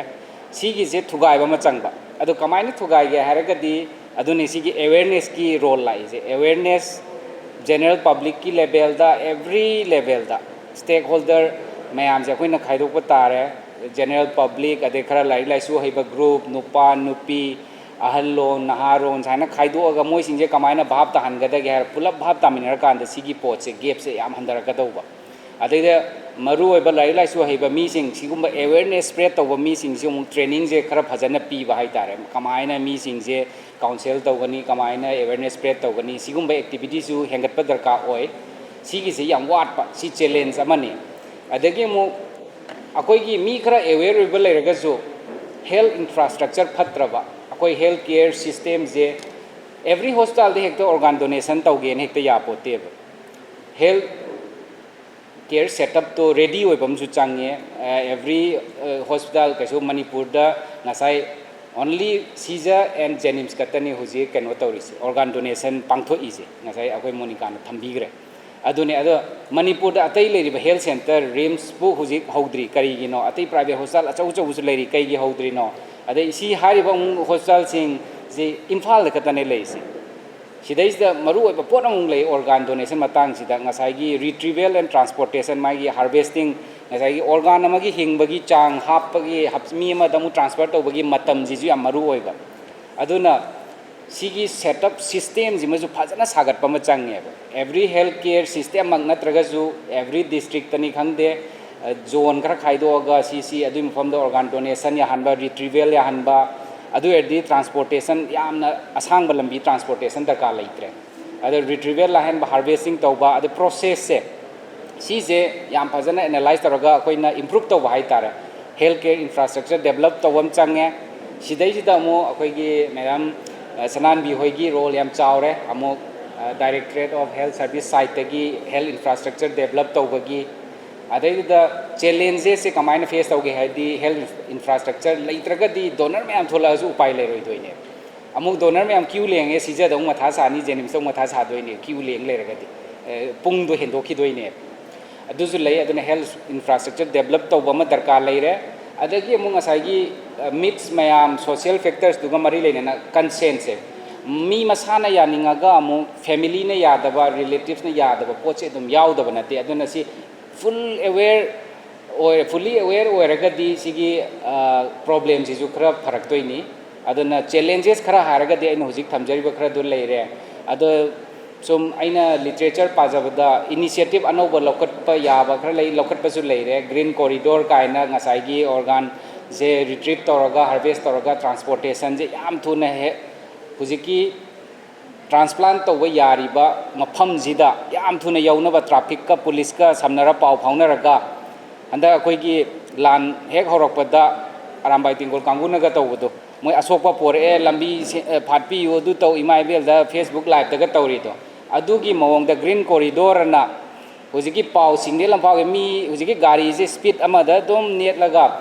कैमता हर्डल लेदना हॉस्पिटल दो मिनिट खरद दुम यौन पुंग खरा मुंग दा यौनबगी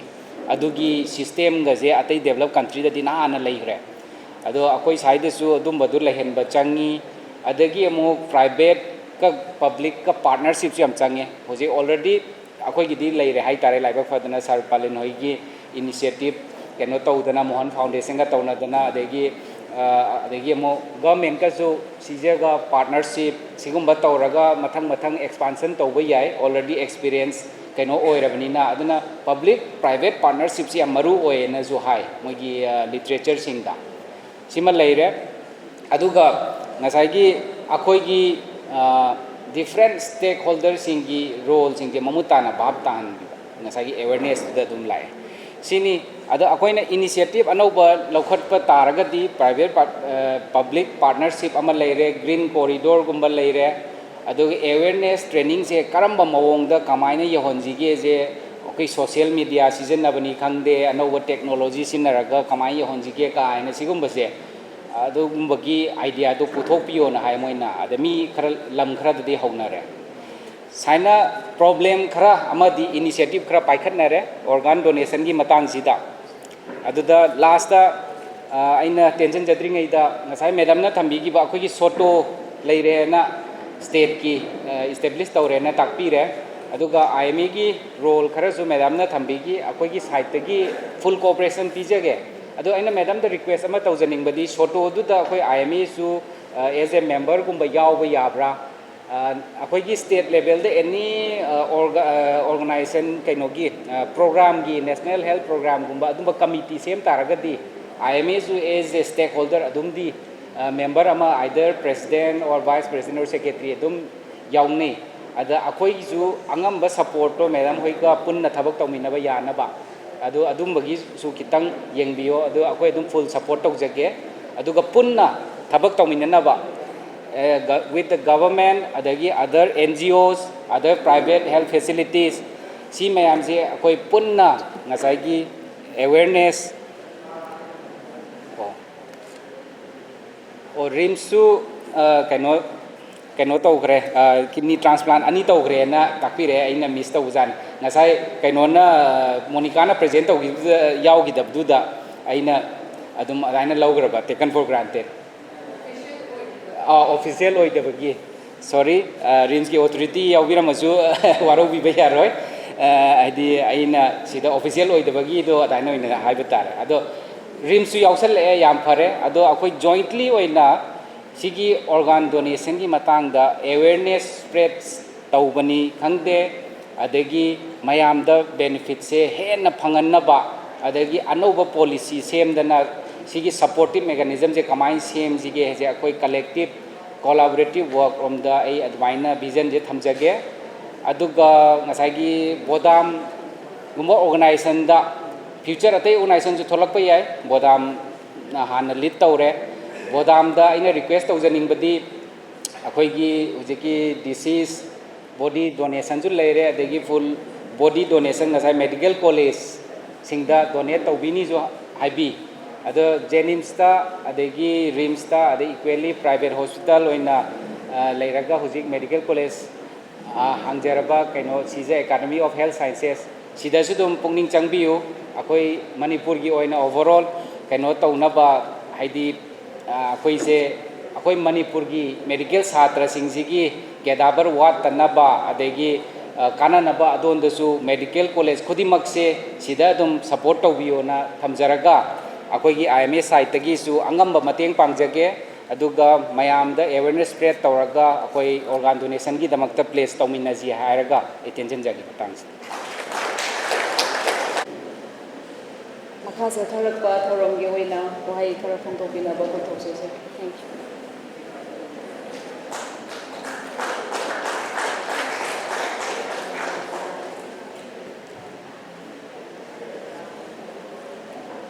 मसीगी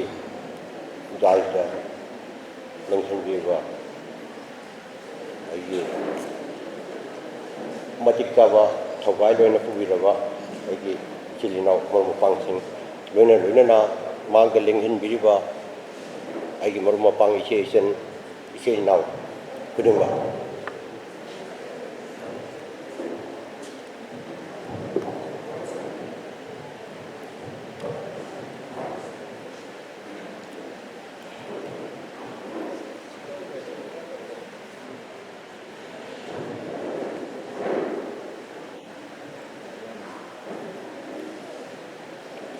पुनमको अना थापना खुरमजरी अखोई ममांगदा अखोना तौजखिबा फंक्शन खरा तौजखिरे हाइसे मपुंग फाबा अमतंग अमजखिते इसेंग सेंगबदी अखोई खरना पुंसलगा इचम चमना मतमदु लाखो मतमदुदा पैसा खरा खाइनरगा लुपा जामि चंगा लिसिंग खाइनरगा अखोई मंगा तराना तौरगा अदुमाइ तौगसु लाक्सेबनी अदु याम नुगाइबदी हंदकी अखोई सिजगी लेरिबा इमागी लेरिबा मोहन फाउंडेशन की लेरिबा मयामसिना पुन्ना तौमिनना हंदकी हारक मपुंग फाबा फंक्शन अमा ओइरे हैना थमोइसिदा चौथोक्चबा फावे अखोई ngасai इजन चिंगलाइना हाइगिबा माना तौहनिबा डिफरेंटली एबल पर्सन सिंगसिदा माना तौहनिबा जे हिंसिंग अखोई ने करिमता लेतबगिनि कोदो मथंगदी सुखोय छोन गवर्नमेंट की साइडा हाइजबो ओइगद्रा नत्रगा अखोई लेरिबा इचिनिनाव अखोई कलेक्ट डोनर मयाम खंगे मयाम छि तौरगा पैसा खाइजन नब्र केनो तौरगा अदुगिने ट्रांसपोर्टेशन केगी दो सुखोय छोन नमननबा होनरके को अदो इचनगी दो याम नुगाय अदो गसाइगी डोनर की मतंग ऑर्गन डोनेशन की मतंग ददी डॉक्टर सिंह दोने ताकबी खबनिना अखोई जी कछु खंगे पड़ते अखोई न हजि लेजे जी अखोई डॉक्टर लाइनिको डॉक्टर अखोई कंपनी डॉक्टर अखोई फनबो तगुने से अखोई मिगुम खुनुम की लेबो मयाम की थाजबनिना डॉक्टर सिंहसु लाइगे मतकी हेना चौबो लाइगो डॉक्टर सिंहना तोखाइना रिक्वेस्ट म तबजके अदगा लोइना अइना हाइजगदो हाइबो अना कौम इसे मटेक स्वामी कुमार की इसे मटेक अना थेंजबनी सिरग लोरब मपोक्सीदा सिरबसु अहिंग ओहिंसी सिरग लोरब मपोक्सीदा सिरबसु अहिंग ओहिंसी स्वामी कुमार की इसेनिको सिदा थमोइसिदा येदी सिरग लोरगदौदा अगर अहिंग ओहिंसी अदो कुमद पारका जो कमाय दो अहाबदी देने खलमे इसम समना जनरल नेता होय लेबो महात्मा गांधी गौतम बुद्ध मोइहो अदुगा माइ सेदु थागु सबके माने ने लोरमे अदुबो इरोय लोइबदती ऑर्गन डोनर काबुसु बोइले दुवाय अजे अखोय हबि सिरनी अखोय तगी पार मसाम आइगी इसाना तगिनो लेबा की जमक तौरकदौबा अफबा अको लेबा की थौगाई चेलकदौबा लीडर ओरकदौबा मयाम की फनबो तौरकदौबा अमखत आइगी पार मसाम खंजंगा अस्मा हिंगोरगदी अदुदी ngасai isai जुदो तारपि वारिदा अदुना अखोय खुदिंगमक्से सिरगसु अहिंगो ओहेनसिको हाइरगा मतांगसि दाए तेनिंजे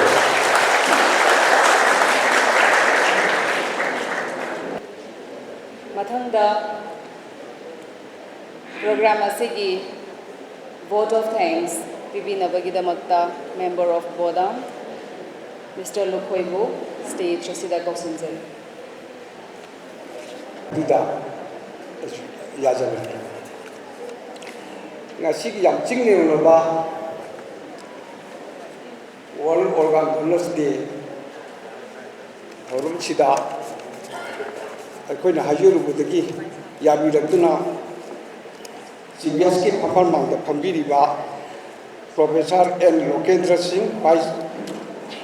चांसलर मणिपुर यूनिवर्सिटी बु इकाय खुनुबगा लोनना हाइना थागतचे स्पेशल गेस्ट ऑफ ऑनर की फफल मांग फंबीरिबी doctor Osna Devi directorate of health service उसु हाइनिंगा लिखना थागतचरी अदुगा सीजी प्रोवाइडर सु बिरिबा doctor Palin KS president associate of health care providers of India याकन सीजीगा होयं सु बोल बिरिबा उसु हाइनिंगा लिखना थागतचरी Guest of honor की परम रंगा फंबी ने doctor Soram Gautam secretary Indian Medical Association Manipur State Branch Kusu Hainal Thagachari Aduga Equigi Odam President M. Joy Chandra Magi Manu Pulasu Dollar Viva Kusu Hainal Thagachari Aduga Ay Magda Lexin Viva Akang Ahi Kaya isin now isin Satra Satri Punumakusu and Hainal Thagachari Aduga Nasiki Tolam Biki Sayoga Sis Hospital Nurse Sati Sayo Shake Pidul Bagul Habiba Aduki the Moses or the Thagachari Aduga Mastista Sarup Labiraba Police Person Sing Aduga Akagi Best Mediagi New Ising Electronic person sing Punamakusu in Hainal Thagachari Aduga Nasiki Tolansi Pangpokoda Sound Sarubia Biriva Sis Hospital the proprietor Dr. Palina Nasi live investment Punamangas Utopi to Kitamatu Thagachari Aduga whole Sibu Mating Pangilapa, sound electronic Mating Pangilapa, Indian Medical Association, Manipur State Branch, University of Mapucho, Ikakun Mogul in a high Thagachari. Tolong Sibu Simbalang Bada, a Chokotolang, Lobby Batia Jogan, Honor Bidiba. Mami Mati, Luima Kanjit Lava, I could be Wadangi, Secretary, Pipin, Amati, I could be Atasawa, Queen Chibakaya, Aduga, Sijagi,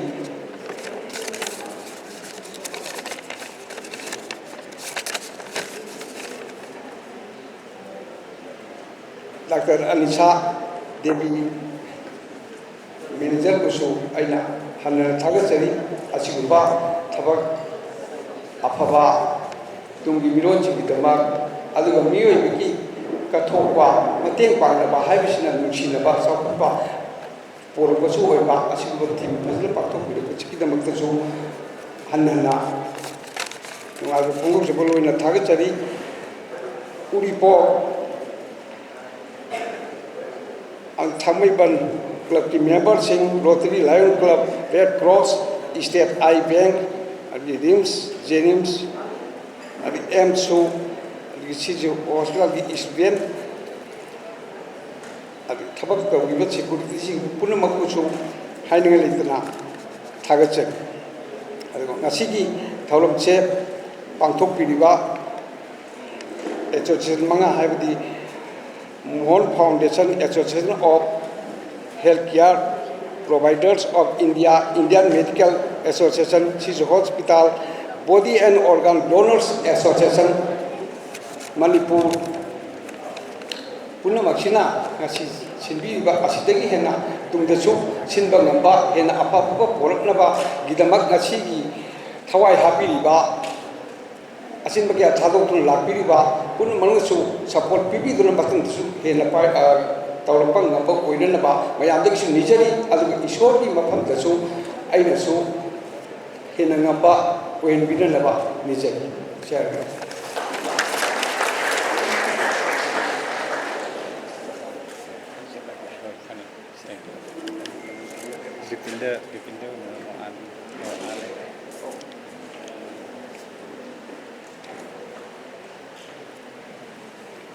Thagachari Yamabu, Kogi, Tablaba London, Hangadagi, Latuna, Nasi, Toramasi, Yaubayade, Iduna, Lapiba, Masamaksu, Body Donani, Hanana, Tagapa Pongokchari, and the Ganixing Jabamana, Konas, the QR code, scan to place and a telemessage, Mayamasi, Photo, Nambiduna, Isha Shagi, Karimba, or Landone.